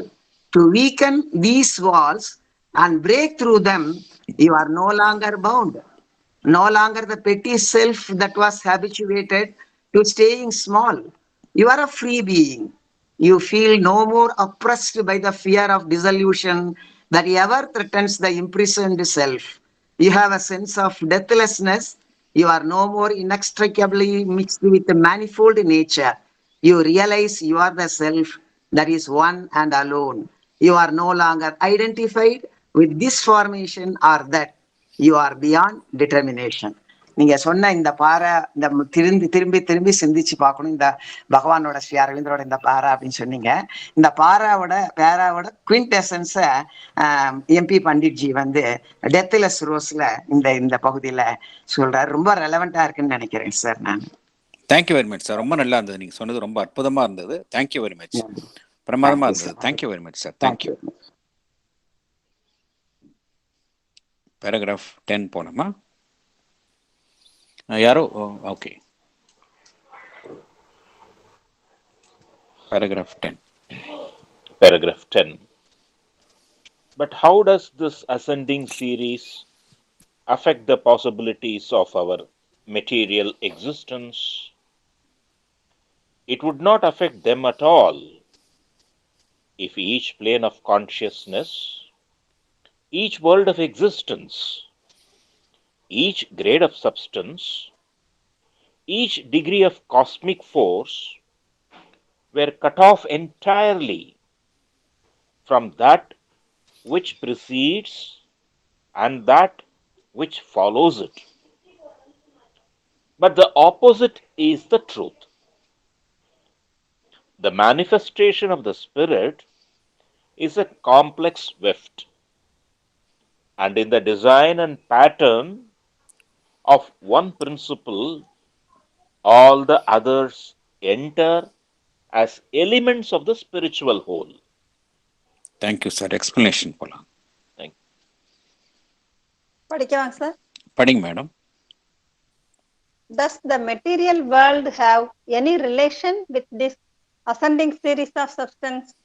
Do they affect the possibilities of our material existence? In other words, do they have any practical importance in our material world? They would make no importance to us if all the planes, grades and worlds remain unconnected and stand alone in themselves. But each plane of consciousness, each world of existence, each grade of substance, each degree of cosmic force is not cut off from that which precedes and that which follows it. Therefore, the ascending series of substance does affect the possibilities of our material world. Because in reality, the world is the differentiated oneness. The manifestation of the spirit is a complex web, crosswise threads in a loom. In the design and pattern of one principle, all the others are contained as the elements of the spiritual whole. Because the spirit is one which manifests as many. Each part contains the whole. Thank you, sir. இந்த 9th paragraph போலவே இந்த 10th பேராகிராஃபும் ரொம்ப வந்து மிகவும் மிகவும் ஒரு significance, ஆழமான கருத்துக்களை கொண்டது. இப்போ கேட்கலாம், இதெல்லாம் எதுக்கு நம்ம தெரிஞ்சுக்கணும்? இவ்வளோ இந்த அசெண்டிங் சீரீஸ் ஆஃப் சப்ஸ்டன்ஸு, இதற்கு நம்ம வாழக்கூடிய வாழ்க்கைக்கு என்ன சம்பந்தம் அப்படிங்கிற ஒரு கேள்வி எழலாம் நம் மனதில். இது வந்து இத்தகைய படிநிலைகள் இருக்கின்றன, கீழ்நிலையிலிருந்து மேல்நிலை படிநிலைகள் இருக்கின்றன. நம்முடைய சராசரி வாழ்வை அவைகள் எவ்வாறு பாதிக்கின்றன, எந்த அளவுக்கு நம்மளுடைய நடைமுறை வாழ்க்கையில் அவைகள் முக்கியத்துவம் வாய்ந்தவை, இந்த கேள்விகள் வந்து ஒரு மனிதனுடைய மனதிற்கு எழும். இப்போ வந்து இந்த தளங்கள், இந்த படிநிலைகள், இந்த உலகங்கள், இதெல்லாம் வந்து தனித்தனியாகவும் ஒன்றோடு ஒன்று தொடர்பு இல்லாமலும் இருந்ததுன்னு வைத்து கொண்டால் நிச்சயமாக அவைகளுக்கும் நாம் வாழக்கூடிய இந்த ஃபிசிக்கல் வேர்ல்டு இதற்கும் வந்து சம்பந்தம் இருக்காது. ஆனால் உண்மை அது அல்ல. உண்மை என்ன அப்படின்னா, ஒவ்வொரு உணர்வு நிலையின் தளங்கள், ஈச் பிளேன் ஆஃப் கான்ஷியஸ்னஸ், அதே போல ஒவ்வொரு உலகங்கள், நம்ம வெவ்வேறு உலகங்களை பார்த்தோம். மென்டல் வேர்ல்டு பார்த்தோம், லைஃப் வேர்ல்டு பார்த்தோம், அதே போல் அதுக்கு அடுத்த உலகங்கள்லாம் பார்த்தோம், சூப்பர் மென்டல் வேர்ல்டு எல்லாம் பார்த்தோம். ஒவ்வொரு உலகங்கள், அதே போல் ஒவ்வொரு சப்ஸ்டன்ஸினுடைய வெவ்வேறு படிநிலைகள், அதே போல் இந்த காஸ்மிக் ஃபோர்ஸ் அதுவும் வெவ்வேறு நிலைகளில் இருக்கின்றது. எல்லாமே வெவ்வேறு படிநிலைகளாக காணப்படுகின்றது. இதில் முக்கியமான பகவான் என்ன கூறுகின்றார் என்றால், it would not affect them at all if each plane of consciousness, each world of existence, each grade of substance, each degree of cosmic force were cut off entirely from that which precedes and that which follows it அப்படிங்கிறார். எல்லாமே அதற்கு முந்தையதும் பிந்தையதும் அதனுடன் தொடர்புடையவை, துண்டிக்கப்பட்டவை அல்ல அப்படிங்கிறார். இது ரொம்ப ரொம்ப முக்கியமான விஷயம். இப்போ நாம் இருக்கிறோம் அப்படின்னா, நம்ம அந்த நமக்கு உச்சியில் உள்ள தளங்கள் வரைக்கும் நமக்கு தொடர்பு இருந்து கொண்டே இருக்கின்றது. நாம் அறியாமல் இருக்கின்றோம், ஆனால் தொடர்பு இருந்து கொண்டே இருக்கின்றது. அதனால்தான் நாம் தனியாக இருப்பது கிடையாது. நாம் இருக்கக்கூடிய இந்த உலகம் என்பது ஒரு தனித்து விடப்பட்ட உலகம் கிடையாது. மற்ற உலகங்களோடு தொடர்ந்து நமக்கு பரிமாற்றம் நடந்து கொண்டே இருக்கின்றது. நாம் அறியாமல் இருக்கின்றோம், ஆனால் நடந்து கொண்டே இருக்கின்றது. இந்த மேனிஃபெஸ்டேஷன் ஆஃப் ஸ்பிரிட் பகவான் என்ன கூறுகின்றார் என்றால், it's a complex weft. Weft என்றால் இந்த நூல் இழையில தறியில பார்த்தோம் அப்படின்னா குறுக்க இழைகள் போய்கொண்டே இருக்கும். ஒரு குறுக்க இருக்கக்கூடிய நிலை இந்த குறுக்கே போகக்கூடிய இழைகள், நேரே செல்லக்கூடிய இழைகள், இந்த வார்ப் அண்ட் வெஃப்ட் என்று கூறுவார்கள். இது ரெண்டும் சேரும் பொழுதுதான் ஒரு துணி உருவாகுகின்றது.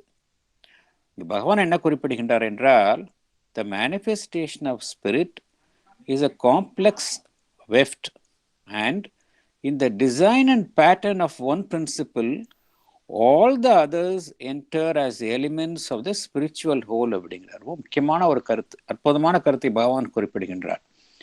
நம்ம நினைக்கிற மாதிரி எல்லாமே தனித்தனியான அமைக்கப்பட்ட அம்சங்கள் கிடையாது.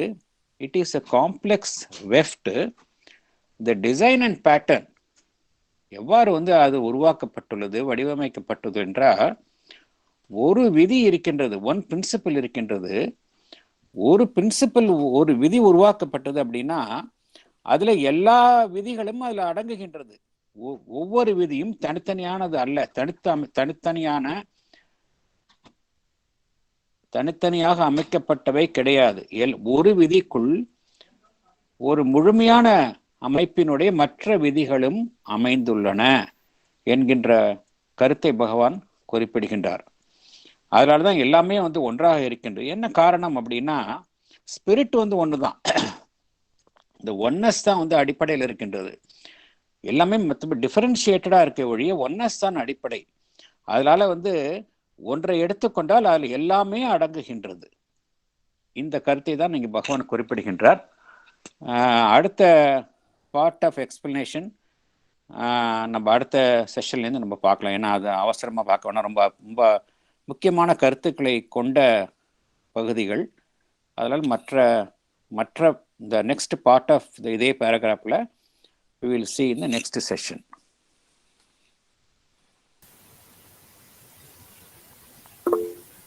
மியூசிக் போடலாமா? Yes madam, S.